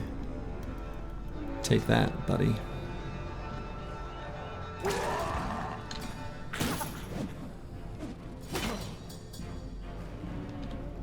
Okay, how many throwing? Just 3.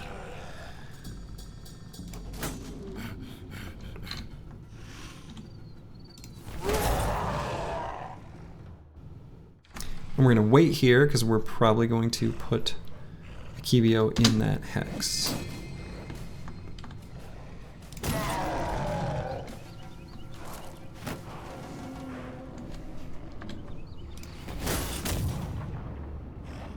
There's a lot of blocks. They do have their shields up, huh? Blocking? You can't do that. It's cheating. Nice.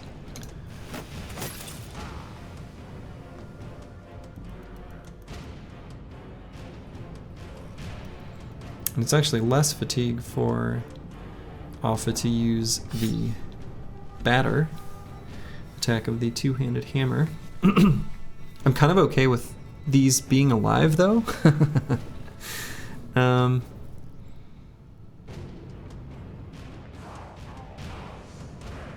can attack one of them, but I'll wait till the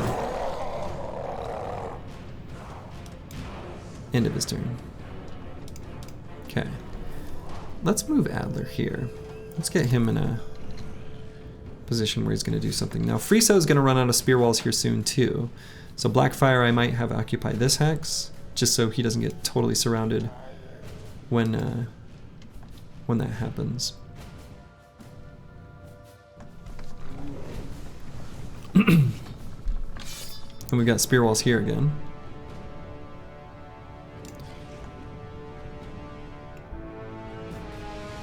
Do I need to have Akibio fill in this gap? Maybe I don't. The young are nice space fillers since they don't have cleavers and axes. Yeah, exactly. Exactly. I mean, I could have Akibio fill this space. He's well designed for it, right? He's got... he does not have Underdog yet. Oh, I guess not. But he has 41 melee defense. He's a real Chad. I suppose I don't want the Warlord...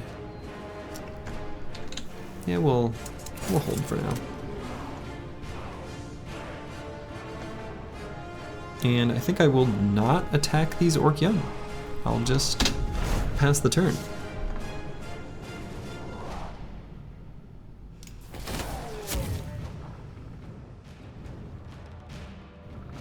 Not enough fatigue to reload on Nyxlarvs there.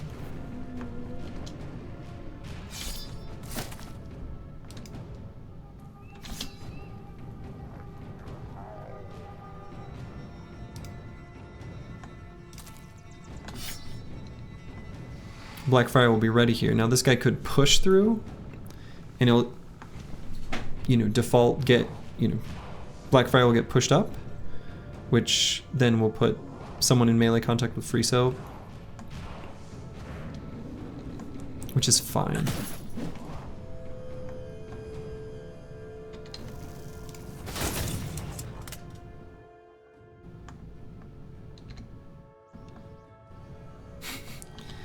Orc Berserker still making his long journey.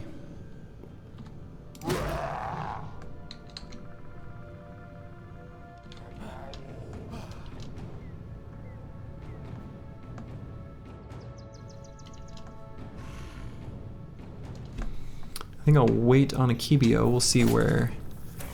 Yeah, okay.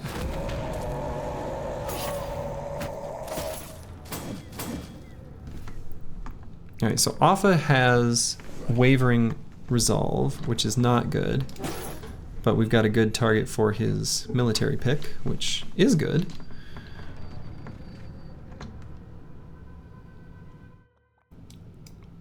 Yeah. This Orc Berserker is, he's insane! Okay, there's that push as predicted.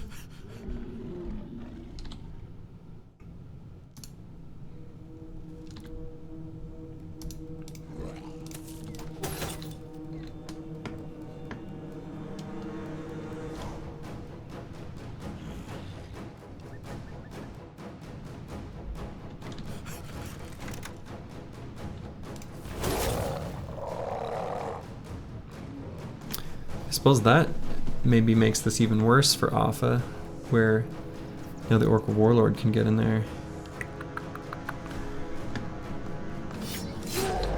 Let's just try to take out that Orc Warrior quickly.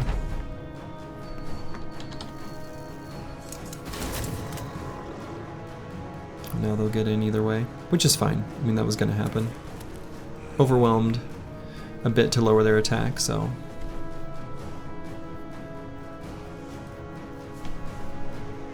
Hey, Final Overdrive, and yes, this is in fact a spicy fight.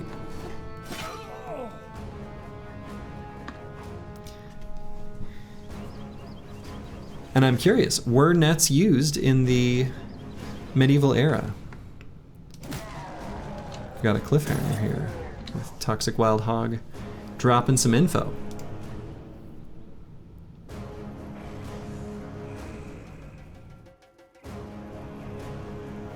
Could move Manifest Destiny's Child here in Spear Wall. A little bit of a hero's maneuver. Not the best bro to put there.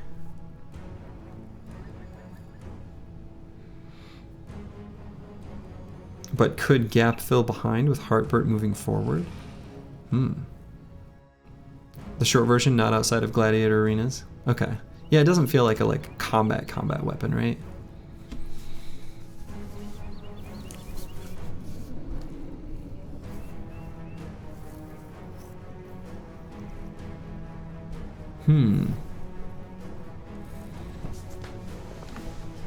Yeah, we do need to be very mindful of this Warlord.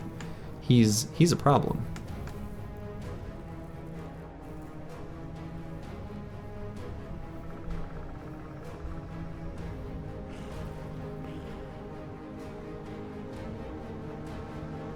Retiarius.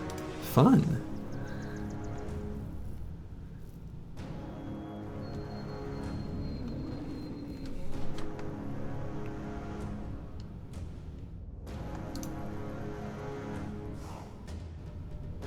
Yeah, I don't think I need to put him there.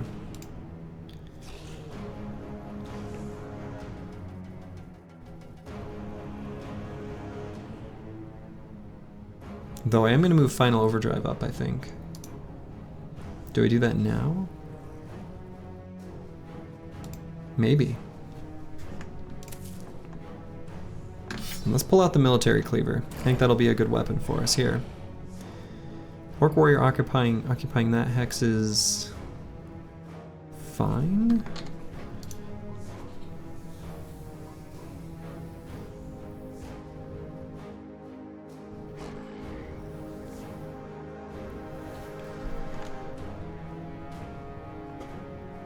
You need a lot of room to cast a net that could realistically slow down a dude with a sword and shield just coming to kill you. I would think so, yeah. I would think that would take quite a bit. Oscar here is out of ammo.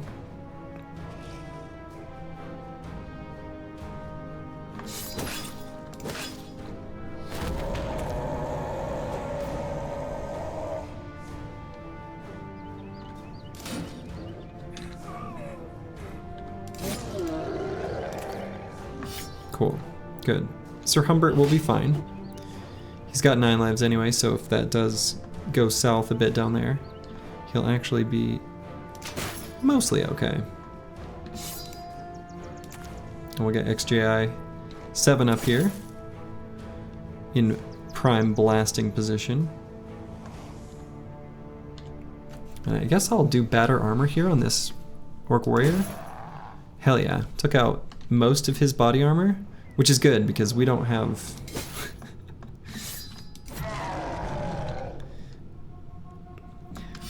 we don't have good ways of getting through armor here on this team right now. Oh, this warrior hasn't even gone. Do I move Manifest Destiny's Child up here? No? Pull out the spear. Or excuse me, the sword.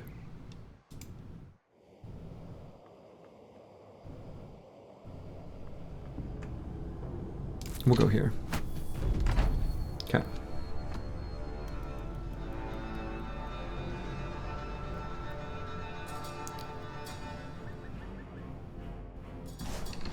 How many? I've got 1 javelin. Just 1.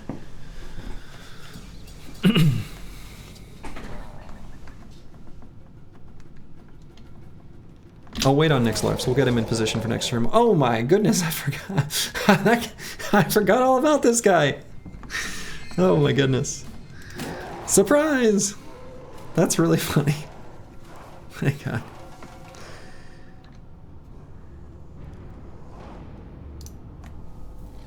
Let's see. I might...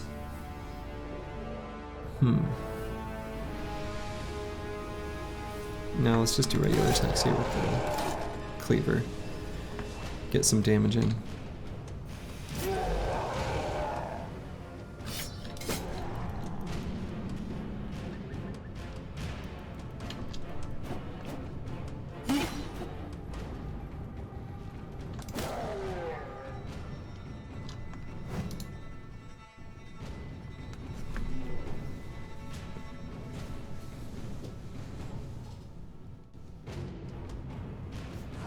Yeah, in a real battle, I suppose the net is like a delaying tactic, right?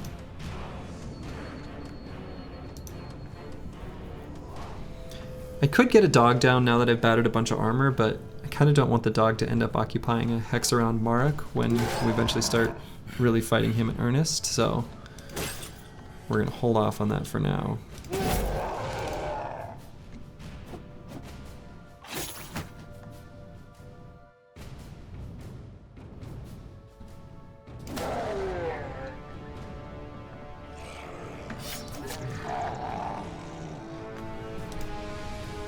This guy has Overwhelm, so we can walk up and get some good attacks in.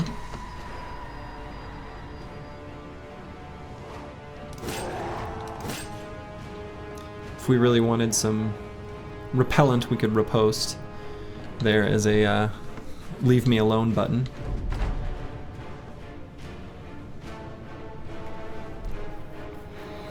So the cleaver is the scarier weapon here, relatively speaking.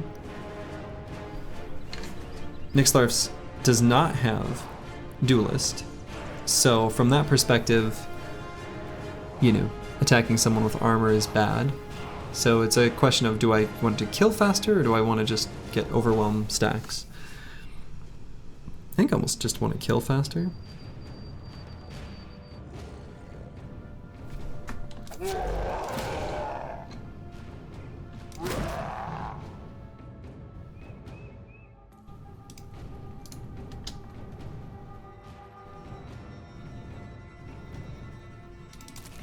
And we'll get Oscar maybe ready to do something to this Orc Warlord.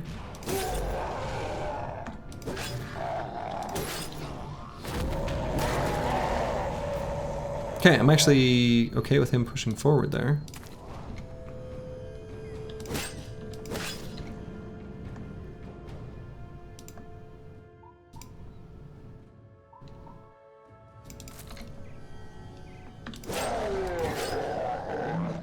Nice job, XJI7.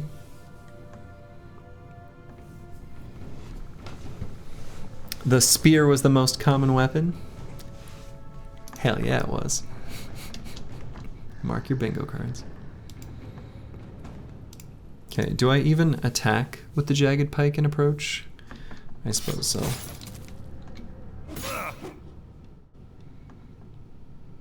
Definitely gonna batter armor here. And he's fleeing. Hell yes. Hell yes.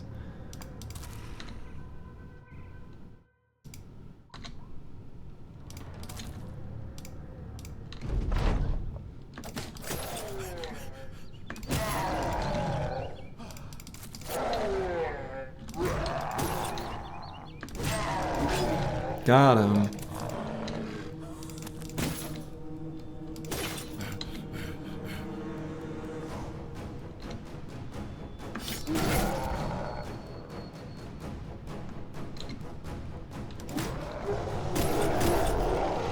Oh, we're gonna run him down. We're gonna make a gauntlet. We'll see if he can make it through.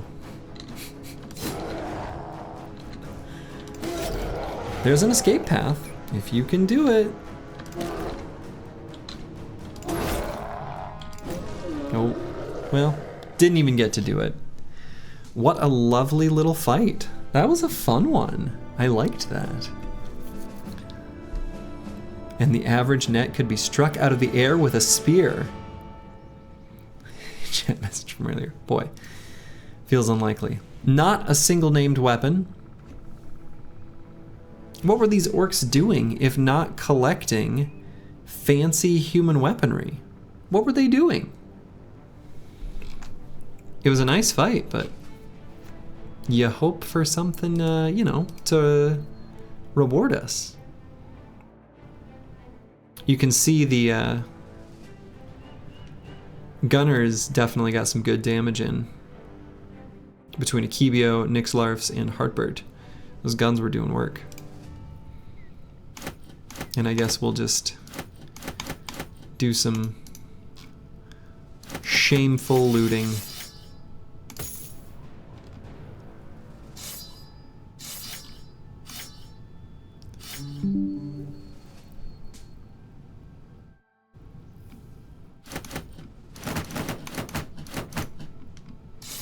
All right. And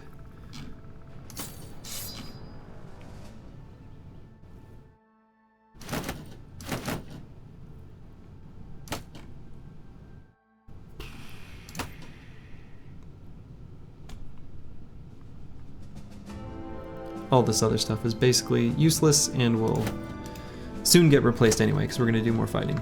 Well, it was a good fight. It was a fun fight. I'm glad I did it. Disappointed with the result as far as rewards are concerned, but still a good fight.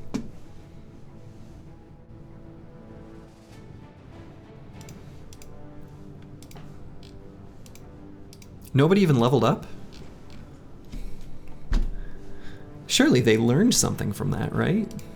You know?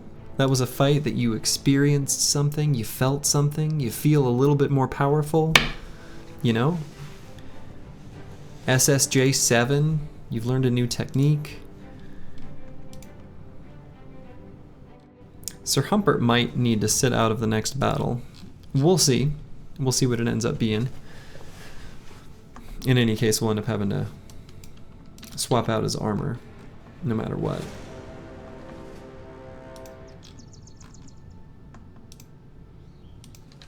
Also, this is like almost the furthest point from civilization on the map. Disappointing.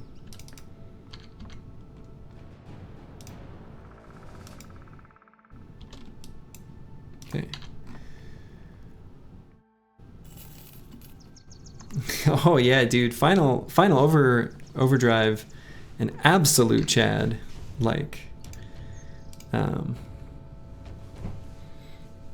you're like the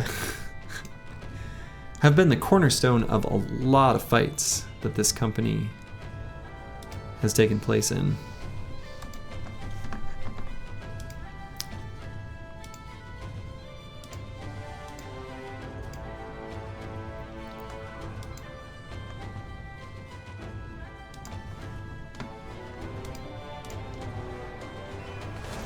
Orc hunters, 7 orc young. Alright, let's do a little armor swapsy.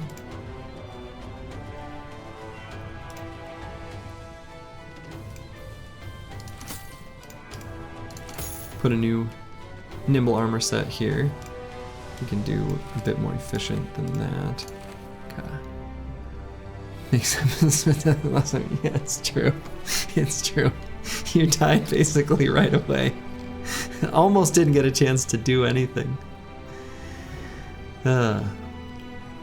We can give Heartburt a heavier melee weapon. Kind of reluctant to do the Mansplitter. I'd have to do Axe Mastery, and it's very heavy to hold. Arming Sword is pretty terrible for him, though.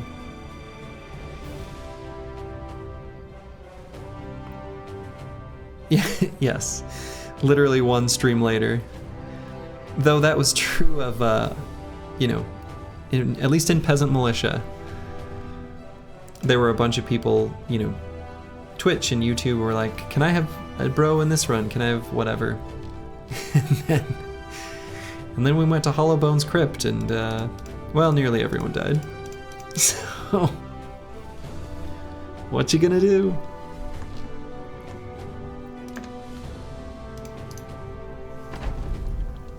And what's my ammo situation? I didn't look.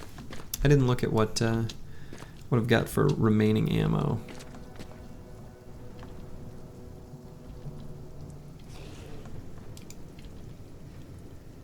Wondering how much I need to concern myself with it.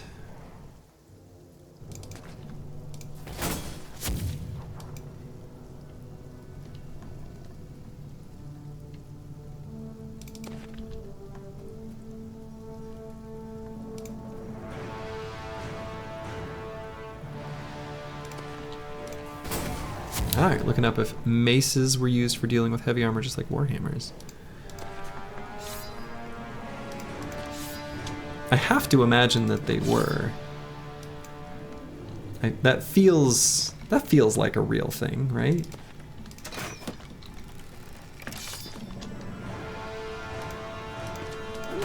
I have to imagine that was more or less their battlefield purpose. Probably.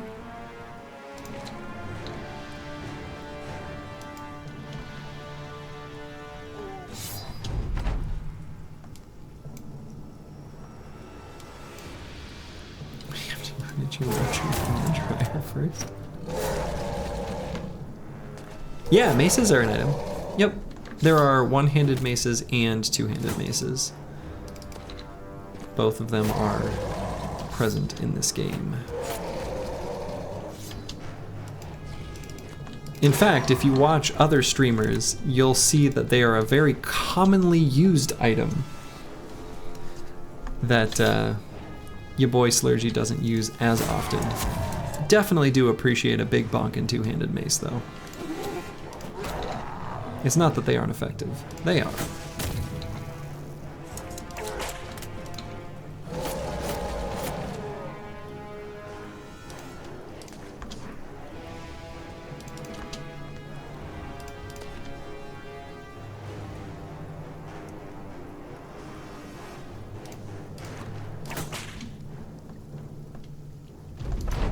You love maces and flails. Yeah, flails are awesome.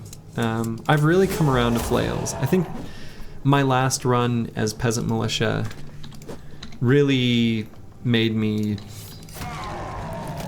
understand how good flails can be.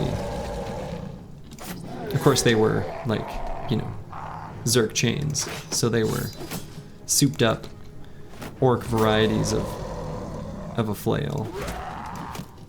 But still, they were good, very effective.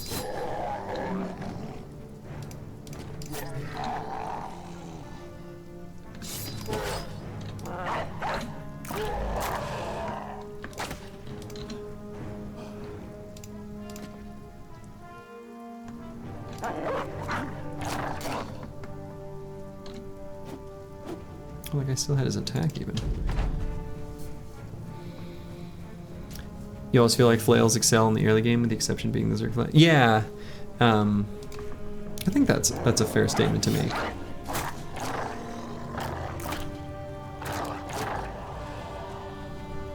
I think especially the one-handed flail against Briggies is really nice, like, because they don't always wear hats, after all.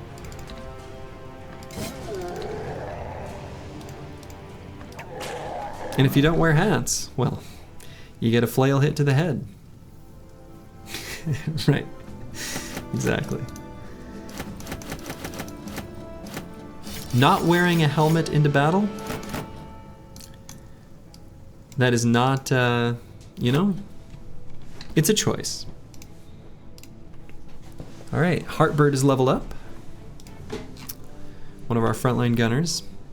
What was the perk we were missing last time that Akivio had?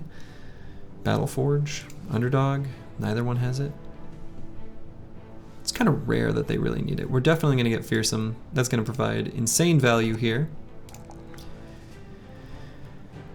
So I definitely am keen to not take the +1s in melee skill for secondary stats. The question is, do I also pump up a secondary stat at the expense of melee defense?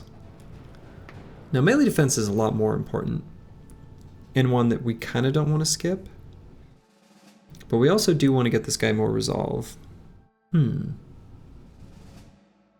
think I'll take the 5 resolve over the 1 melee defense, but it's genuinely a fairly close decision.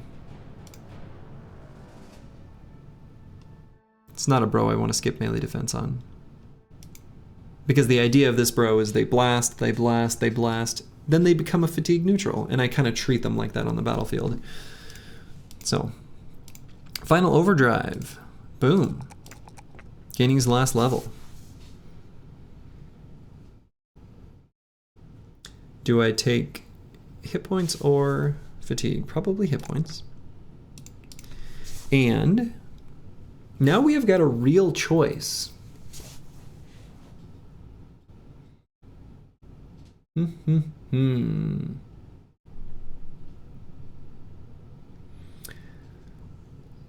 So options that are on the table here are Fort Mind, a second weapon mastery, and probably maybe even Killing Frenzy? Possibly Berserk. One of those I think is reasonable.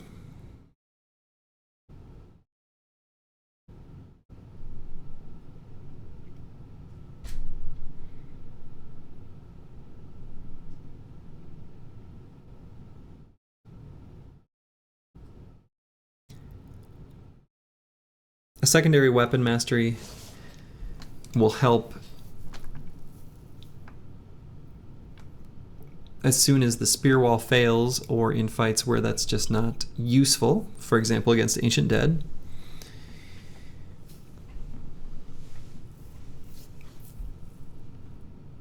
Fortified Mind will be useful in fights against orcs and geists specifically. Killing Frenzy will be generically useful in just a wide variety of fights. Not wildly useful. It won't proc too often with kills from the spear, but it will proc some, and then especially if they pull out their secondary weapon, it can give them some killing momentum. I think they're all better in some cases and worse in others. If I did choose a mastery, it would kind of want to be, you know, I'd want to make it, how should I say this? I want it to kind of match the amount of fatigue they have for each of my sort of spear duelists. And Final Overdrive is one that's going to have quite a lot of fatigue relative to the others. His fatigue is in particular quite high. It's the highest of them all. And so if I gave him, for example, Cleaver Mastery, I can make much better use of the decapitate skill relative to other bros here. He also could more easily use a one-handed mace quite effectively, which is a somewhat more expensive one to swing as far as fatigue costs are concerned.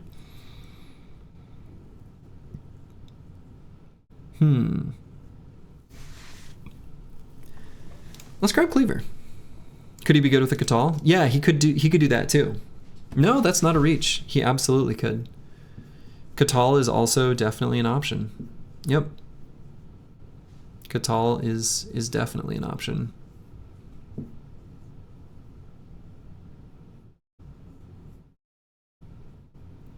My only mild reluctance to the Dagger Mastery is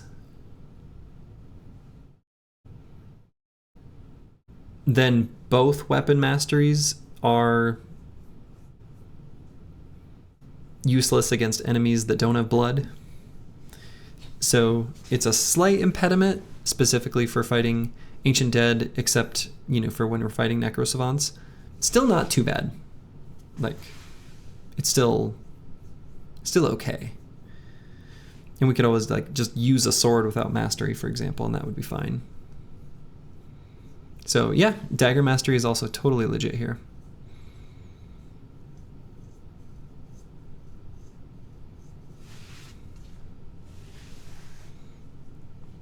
We could also just hold on to the perk point.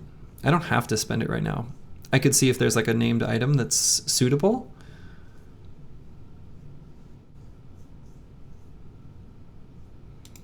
I might do that. I'm just gonna hang on to this perk point for now.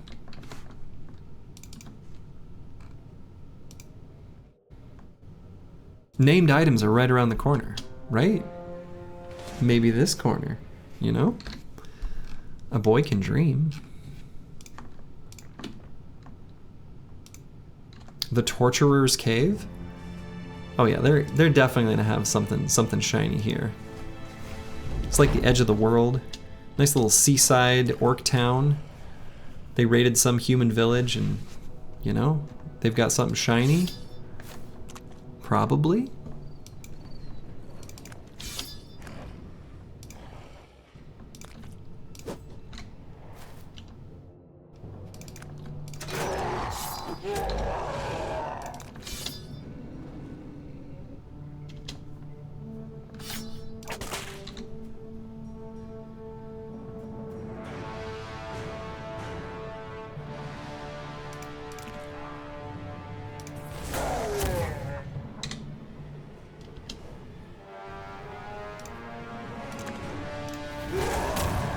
I'm gonna go on the assumption, based on vibes alone, that there will be a named item here. I'm feeling it. Nyx Lars is feeling it. We're all feeling a named item.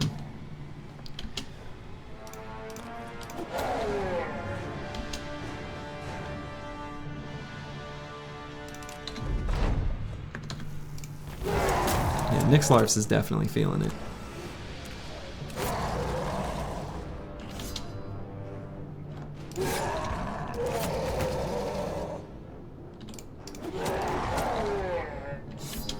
Oh, and I still need to check my ammo situation.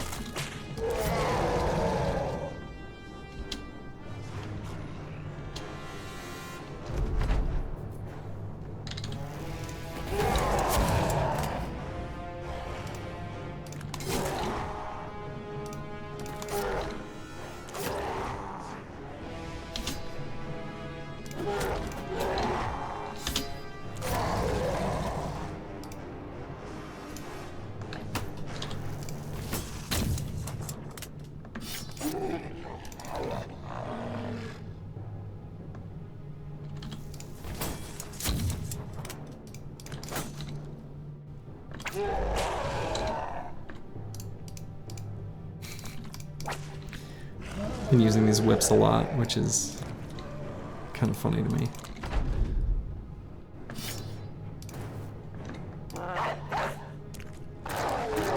Good boy. Good boy. That was excellent, in fact. Okay. Boo. Come on, I want shinies. Shiny, shiny, shiny. I need it. I need that dopamine hit. I need that dopamine hit of a shiny item.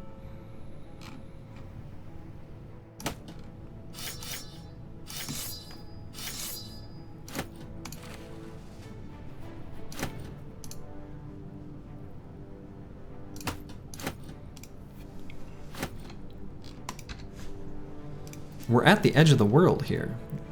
There should be named items. That's the rules.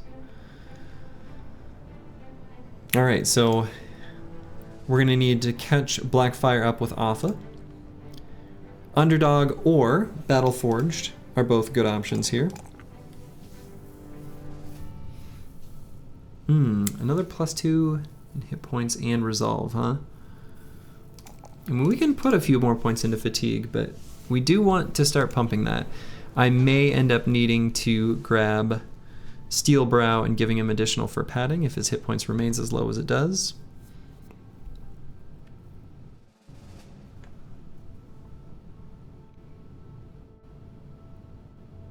But we'll cross that bridge when we come to it.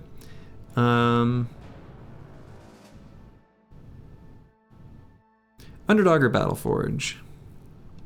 What do I get first? Let's get Forge for the tools savings. I guess Underdog kind of does indirectly as well. But he's got good armor on right now, so. Sometimes daydream if you had the unfathomable wealth of Musk or Bezos. You'd rent or buy out or build a folly stage, recording battle sounds for Urtuk and or Battle Brothers with relatives. Foley stage, I assume, since it sounds. That sounds cool.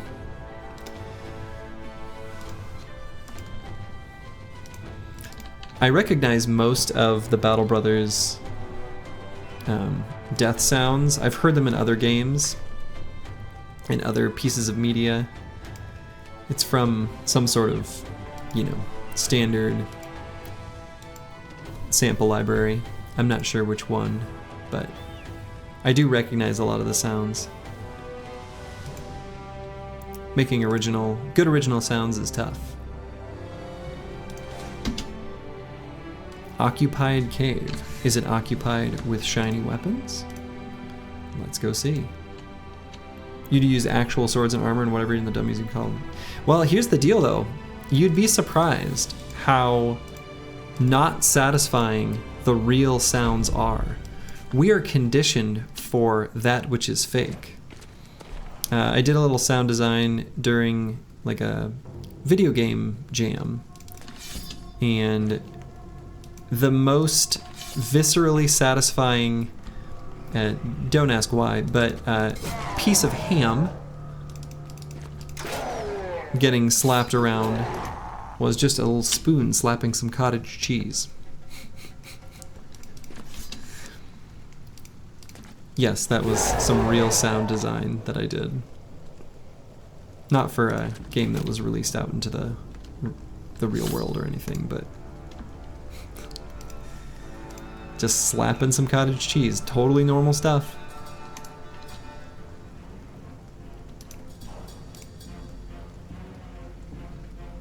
Let's see, does Final Overdrive have another? He does. He has one more point of movement. Okay. But yeah, a lot of the sounds that are real are surprisingly unsatisfying.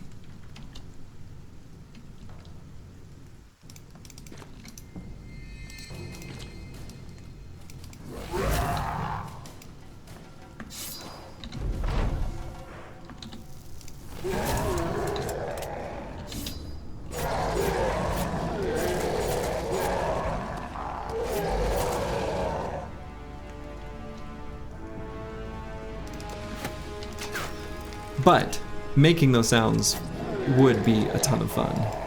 I will definitely give you that.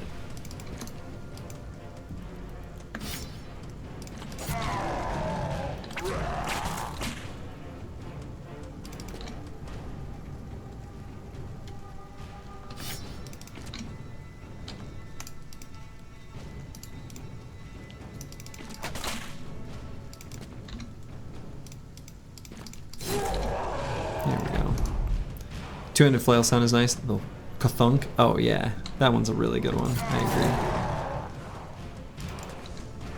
And that one, I don't recognize that sound. I mean, it's kind of generic, so, you know, easy enough to miss, but that's not one that, I like recognize in my brain space of stock sounds. But it's a good one, I agree. It's like really, like perfectly dull, if that makes sense.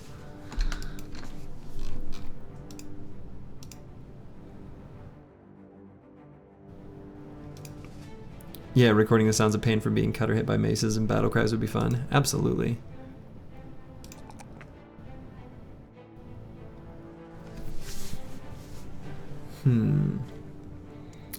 Boy, this is another tough level up to allocate.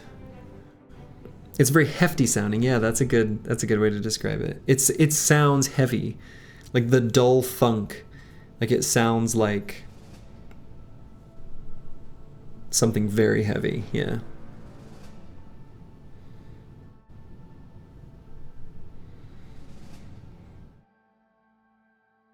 I mean, a little more resolve would be nice, but it's... meh.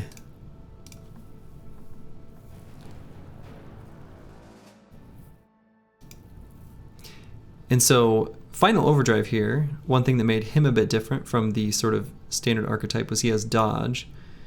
Sir Humpert also we could take dodge.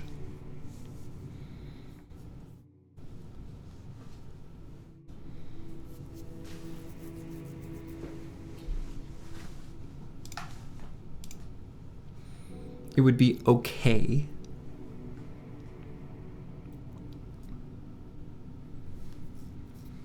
But dodge isn't exactly the best for this kind of build because, you know, the nature of them spear walling, by the time the enemy makes contact, they're largely, you know, they will have spent their fatigue. And so then they get very little benefit out of it. It mostly helps against ranged attacks. Sir Humpert here is going to be on the edge of the formation. We're going to try to avoid letting anything attack him with a ranged weapon because minus 10 range defense. You know, some families play backyard football at family gatherings. Well, if you had an unfathomable amount of wealth, you'd rent out the Dallas Cowboys Stadium to play backyard football instead of the backyard. It'd be on the football field in the Dallas Cowboys Stadium. Does that sound fun? That does sound fun. Sounds like a lot of fun.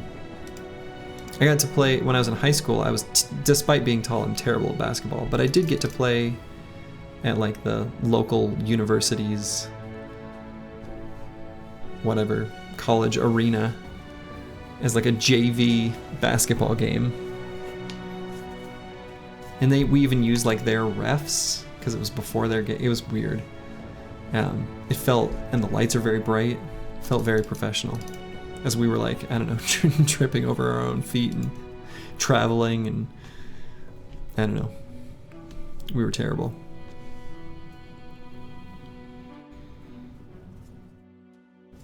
But yeah, playing in those sort of arenas, the really bright lights, it's cool.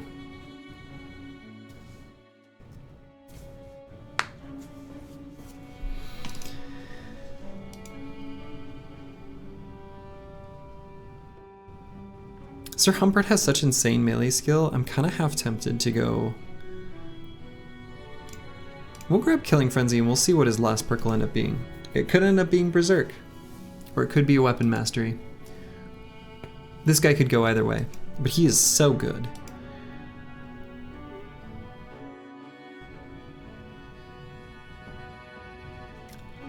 Killing Frenzy won't be too relevant with the spear, but maybe sometimes.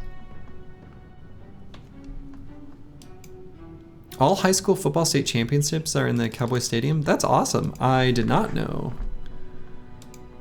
That's really cool.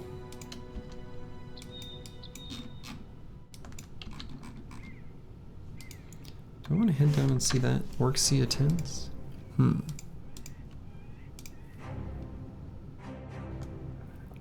Yeah, that's neat. That's a cool That's a cool thing.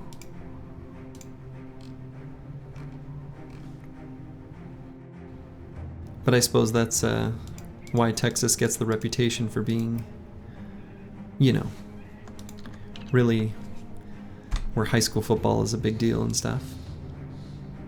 Many movies, Friday Night Lights or whatever, Remember the Titans, there's like a ton of them, right?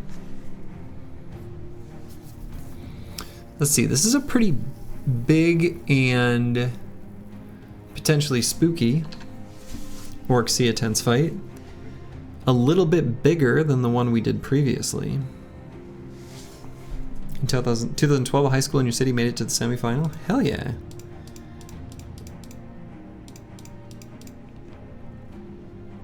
When I was in high school, our high school team always made it to the basketball finals for their size, for their class, division, whatever.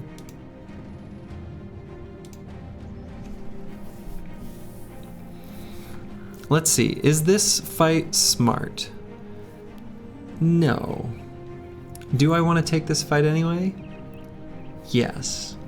Will I? Maybe. I think the thing that's a real wild card here is the many orc warriors. If I recall correctly, the previous camp had some, and so... And what was the final count? Was it 5? Were there 5 warriors?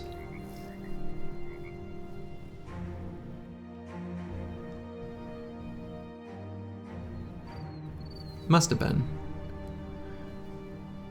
Flip a coin to determine if you do it. Oh no, we'll reason this out. So we've got swamp. Similar advantage to forest where we can back up and they'll sort of naturally filter in order of berserkers, young, warriors, and warlord. We are still just as light on anti-armor weapons as we were previously. I think the extra warriors here is a wild card that I'm going to avoid this fight for now. Yeah, so many is... let's see, let me absolutely double check.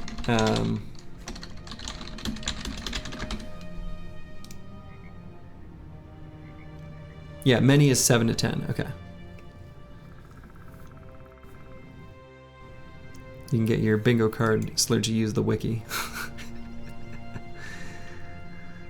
Yeah, I think 7 to 10 warriors is too many. Like if it happened to be 10, like it was on the upper side of that, I think that's just too many. We just don't have enough weapons that deal with armor efficiently on the squad right now. Like the guns will strip some off, but I think that's too many. I like the spicy fights, but this team is like, we're off to a really good start. Like we're really pretty powerful for day 63. And let's keep it that way. Spear walls in a swamp so your warriors will make contact. I mean, that's true, but that's kind of true anyway. Sort of. It depends. I mean, you got to get the right terrain, right? You'll have to be sitting in front of one of those tiles with a penalty. They might not get so lucky. Here's a cuter, smaller fight we can take more safely. And then maybe from there I can walk back to civilization, maybe get our last caravan raided for this ambition. How's our reputation? We're reputable.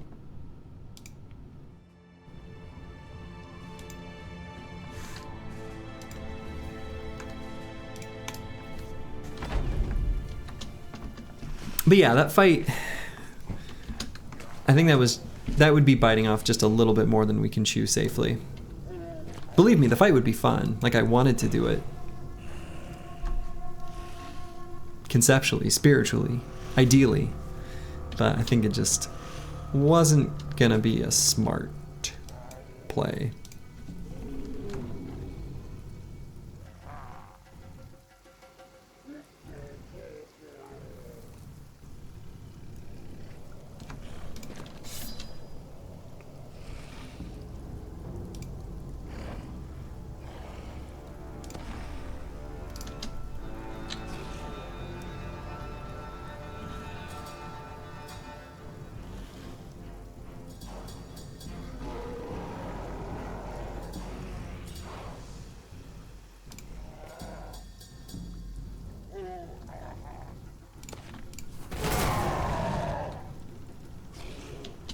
So satisfying.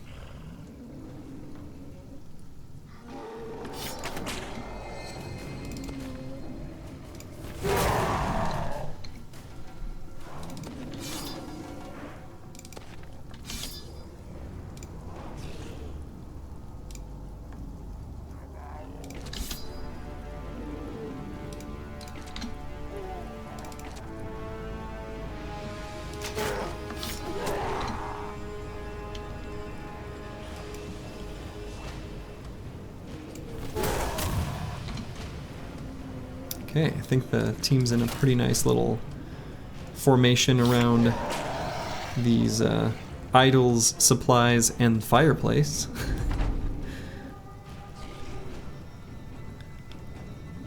Let's see, do I bank on... I say, do I bank on these holding them off? I think I'll just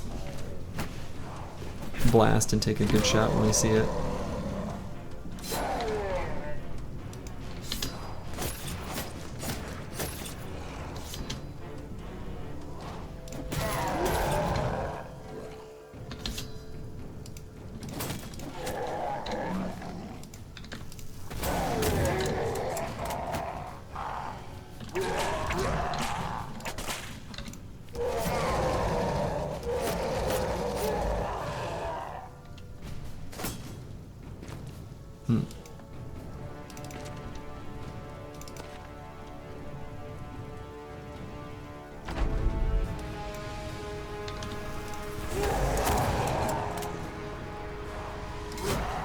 Enemy made it through the spear wall.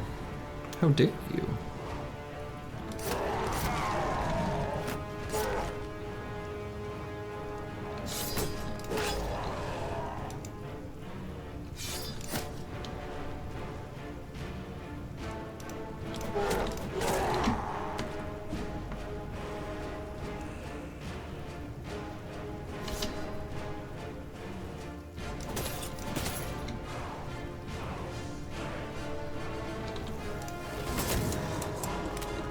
Okay. Those orcs are all fleeing. You love to see it. Many of these are now fleeing as well.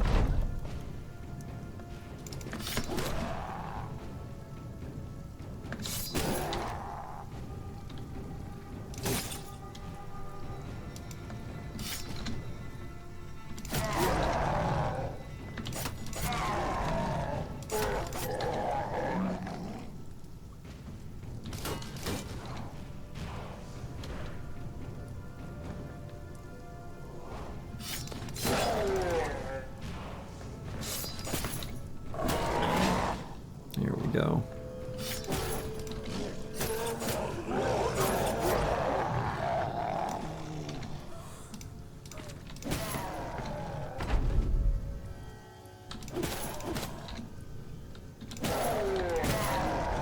Excellent.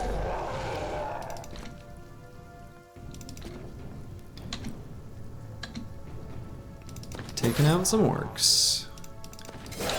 As you do.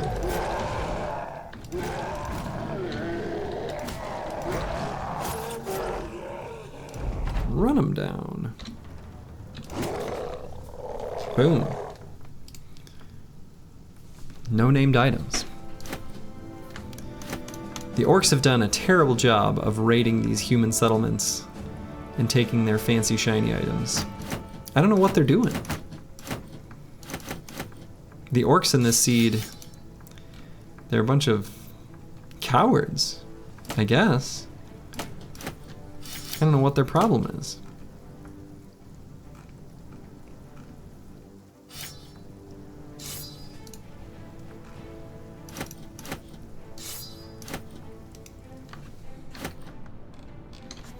I suppose that's a lower tier camp, but still. I should get this flash pot here maybe instead of the smoke pot. Or now that the smoke pot is gone. And our banner has hit level 11. He's not very good. He's just not. But he's our not very good.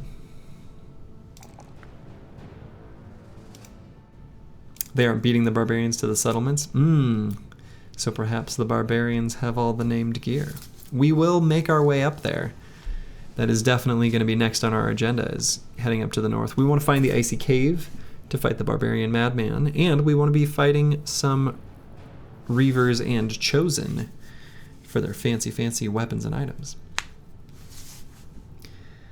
Final perk here, you know, as boring as it sounds, I think this guy's stats are poor enough. I'm going to make him a utility kind of bro, where we'll give him like a smoke pot, flash pot, fire pot kind of thing, and use those consumables as battles call for them. Would you mind sharing your builds? You've never seen someone use spears so late and it looks effective with the guns and the whips. Oh boy, so actually yeah, I mean, what I maybe could or should do is make like a Some Weird Sin style build spreadsheet, but some of these are not necessarily builds that I'd recommend as like playing optimal. They're more like interesting and fun. I did outline here. This is the first video. Hopefully, is that the right link? Yes, that's the first video from this particular run series, and in that, as like a sort of preface, precursor, whatever, preamble to the run starting, I kind of go into the builds I'm using and why I'm using them. For what it's worth, it is partially just to make it different from the previous run, but spear builds are definitely something that I do use in the late game. And you're welcome. I do have this emote, after all.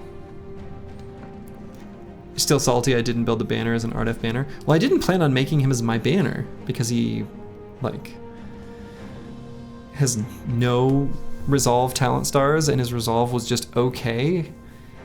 He's terrible. But he's who we've got. And because he does have the talent stars. Pretty low base roll though. I don't know. I like a frontline range defense banner, but I think given that we're doing the fatigue neutrals with shields, which is also, I don't know, whatever. I'm not even sure that's really the right way to call them, but in any case, they're going to be better sort of frontlines, natural arrow screeners anyway, so it works. All right, let's head to this Fernstickfest city or whatever it was called. We can finally sell some of this gear that's been burning a hole in our pocket. But we'll take fights on the way, if we see any.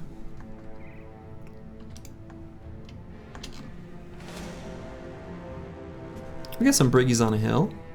We can fight briggies on a hill. Maybe they'll have named items.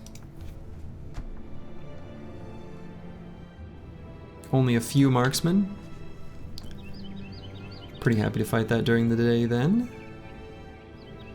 If we can make it in time. Looks like we can.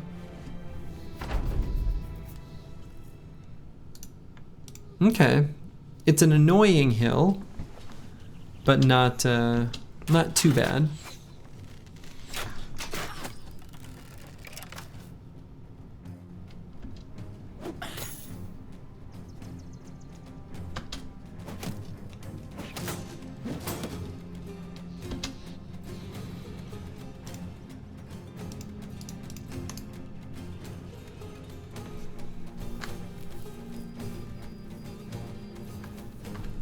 Let's see, let's push the shielded bros up first.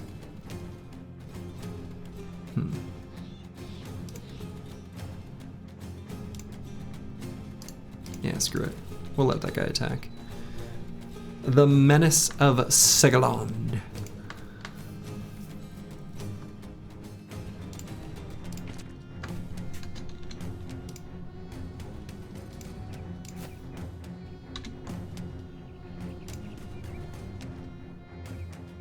Okay. Definitely want to get Nixlarfs up there doing some attacking with the gun, which is very good against brigands.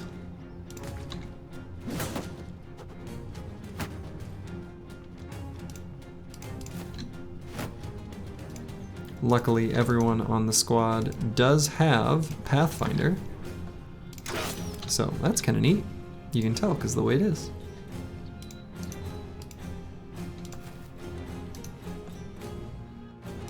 Still miss your Slurgy the Spearman, best one you ever had? Hell yeah. Hell yeah. You love to see it. So let's see. I could push Nixlarfs up to here, maybe, and attack. That seems a little safer. Can't really get surrounded too bad.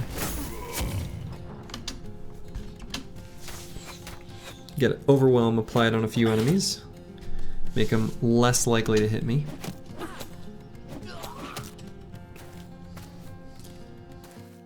Definitely have to be mindful of what we do with the banner here for the rest of combat with this rain of arrows.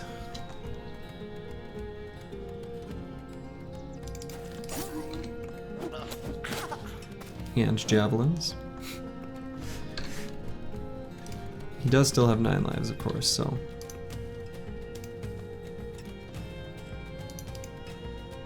Could push forward. Might want to just move him to the side, not put him in any risk.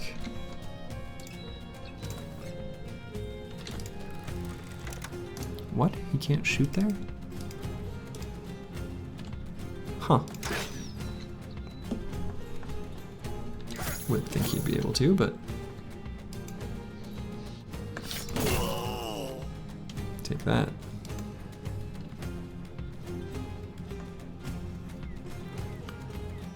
Let's attack here.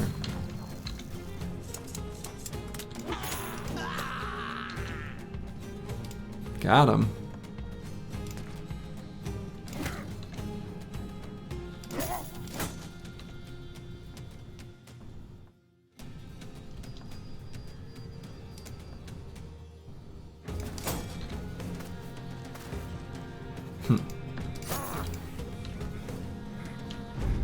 Okay. Yeah, I suppose I can do the double dagger stab here. Or I could just wait and get a gun blast. I suppose since I put Blackfire here, it's less good right there. Alright, get Catal'd. And I am thinking about just taking Catal, or excuse me, Dagger Mastery as that guy's final perk. I don't know. Might be alright.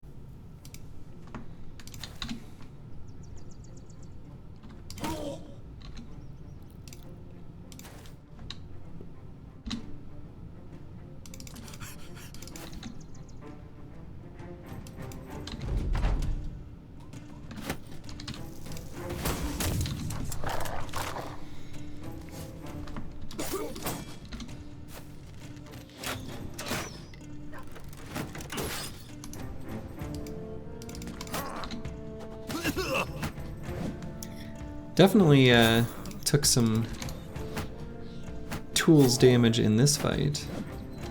The Briggies have done a better job than the Orcs. Just one Catal, bro, is underwhelming in your opinion. What do you think, Slurgy? I mean, I don't know.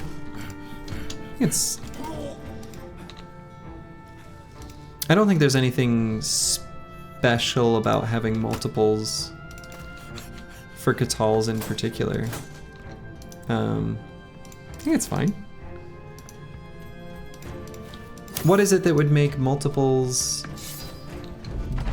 I mean, other than maybe the convenience of setting up Death Blow with multiple options, so a variety of different, like, you know, either shielded mace or two-handed maces. There's something to be said for that, I think. But I feel like one Catal is totally fine.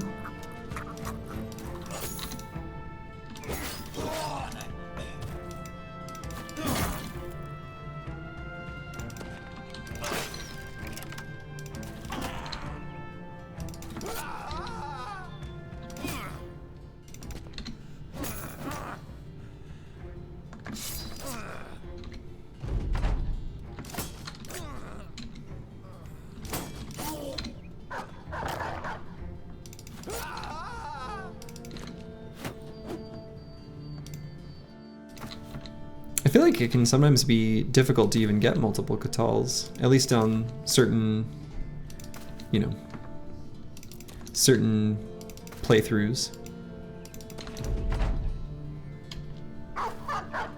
There's been a few runs where I've tried to force Catals, and in those runs, like, I just couldn't find any. Like, the southern cities were all ambush trade routes, and they weren't selling them, and it was like, I can't get them anywhere. And it was pretty annoying, actually, to have to deal with that.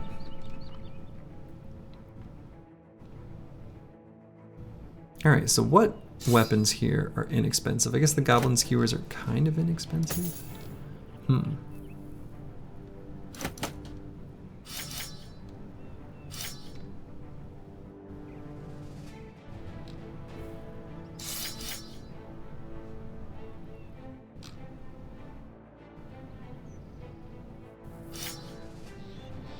What items are actually worth something?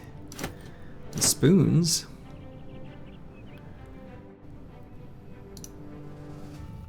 Boy. You feel like the Catal is still more common than the Dirk? You mean the, I know, I mean, it is like the same thing as the Dirk, but what's it called? Rondel. Rondel dagger. Yeah, I mean, they're sold different places, and that's probably true. The Rondel you kind of get from northern armor smiths. That's where I pretty much always get them.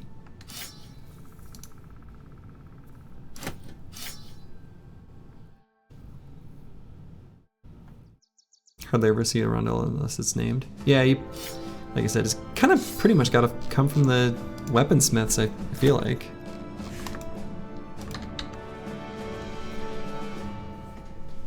Named varieties can be pretty cool, though.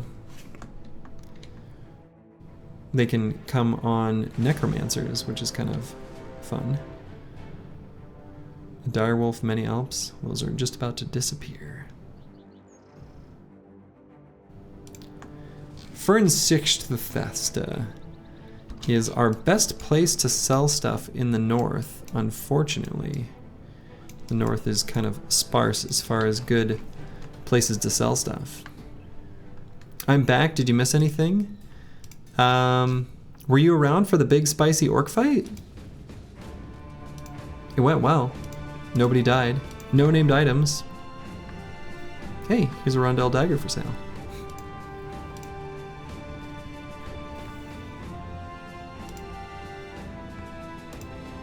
You missed the end of that fight?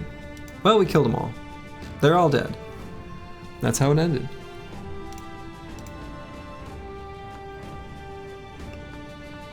All right, and we're gonna sell. We're gonna make just a fire sale.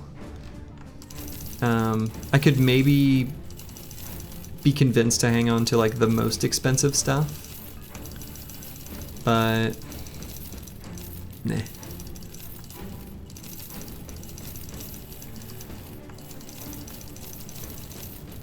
Right, like I could probably hang on to some of this stuff and get like, you know, maybe 40 or so extra crowns for this silver bowl. But really we aren't going to have any good places to sell stuff unless we go back to the south, and I'm not going to go back there for a little bit. We're going to putz around the north for a while. The game just had to prove you wrong. I mean, look, it is what it is, you know? You ever watched Lost? Not only have I never watched Lost, I met Josh Holloway, the character who plays Sawyer, at a music camp. I had no idea he was famous. I was obviously the only person who didn't know he was famous. And so he recognized that, and we hung out the whole week, and it was awesome. He has a wonderful baritone voice. We made an arrangement of Amazing Grace in some open G and open D tunings, where one of us was open G with a capo. And he sang a low harmony line, and it was awesome. But there's no recording of it because he asked for it not to be recorded, and I didn't understand at the time why, and now I know. Yeah. Everyone knew he was famous, and when he left, the Colorado Roots Music Camp is what it was. Everyone was like, wow, that was so cool being able to hang out with this famous person. I was like, who is famous? They're like, Scott, you're an idiot. And it was like in Lost's prime heyday. So, yeah. It was a very cool, he's a nice guy. This would have been in like 2000, well, I can look it up.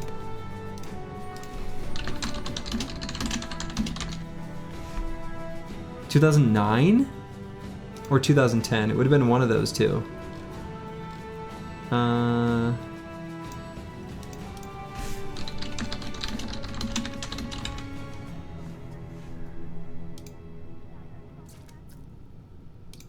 Yeah. So his character he plays is not so nice. Well, that's what I've heard, but I've not seen the show.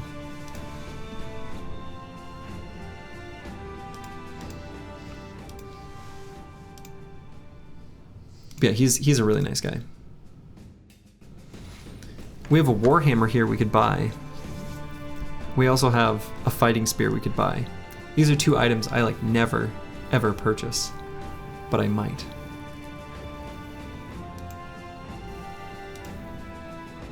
I do occasionally purchase a fighting spear.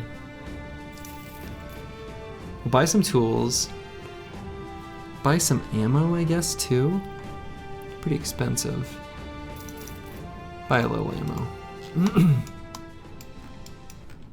We'll probably make Bramingborg our staging area for some northern expeditions.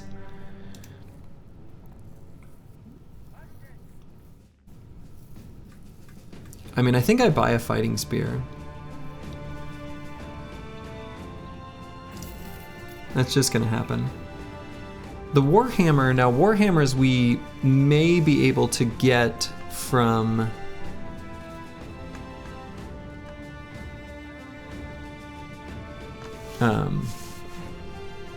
those one dudes. Officers, not officers, whatever they're called. The enemy, the ones that go into battle without hats, but they at least have nimble, with noble armies. They're not officers, they're sergeants? What are those called? Why can't I remember? What are those called? Are they sergeants?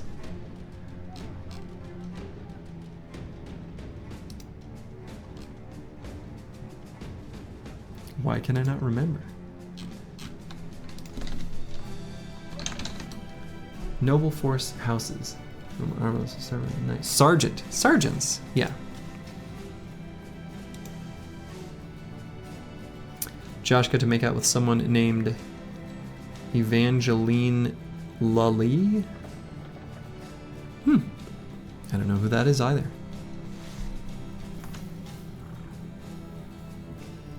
But yeah, sergeants can have warhammers. You can also pick them up on oath takers, but I think I've got basically a finalized squad of 12 that I don't really plan on replacing anyone. We'll only replace someone if somebody perishes, which I'm gonna probably just play somewhat careful and not let that happen. And I might get the surgeon to kind of help as a stopgap as well. Brigand leaders also have them. Oh, sure. Yeah. That's probably true. That feels true. I can't think of that happening, but that seems right. I'm still gonna buy one. Whatever. It's so much better than the military pick. They're just so much better. 20 to 35, going up to 30 to 40, with more effectiveness against armor. It's just way better.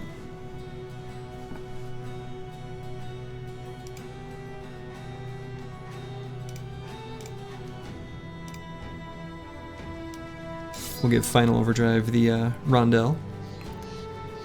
And probably we'll give Final Overdrive the Fighting Spear as well. He's decked out, kitted out. He's the fancy boy. Evangeline Lilly. Most likely famous for playing as the Wasp. She was also on Lost. I know so few famous people or pop culture things. I just don't watch like almost any television. I just play video games. So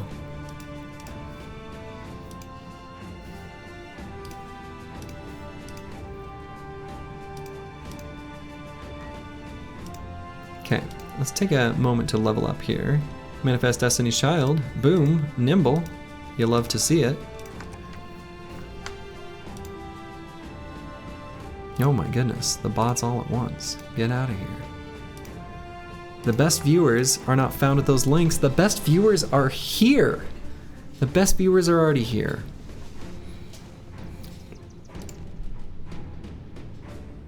And we'll take the melee defense there.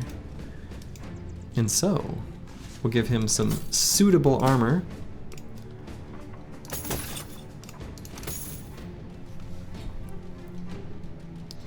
Very good. Fit check, A+.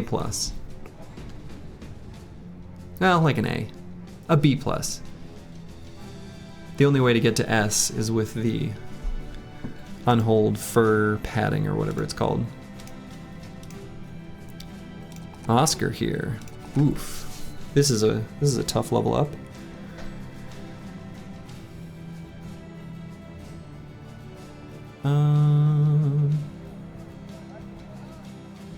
The worst viewers are in Artosis' chat. 2, 2, 2, 2, 2. I don't understand how he tolerates it.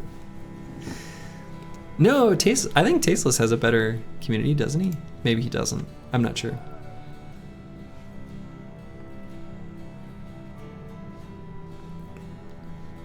Artosis is like...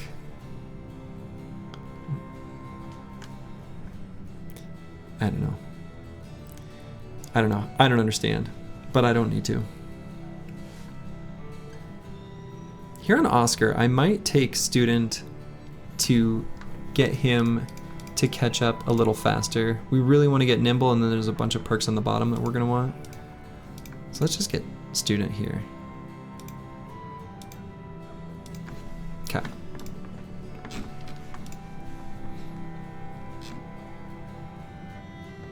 And do I want to pay for anything in the training hall?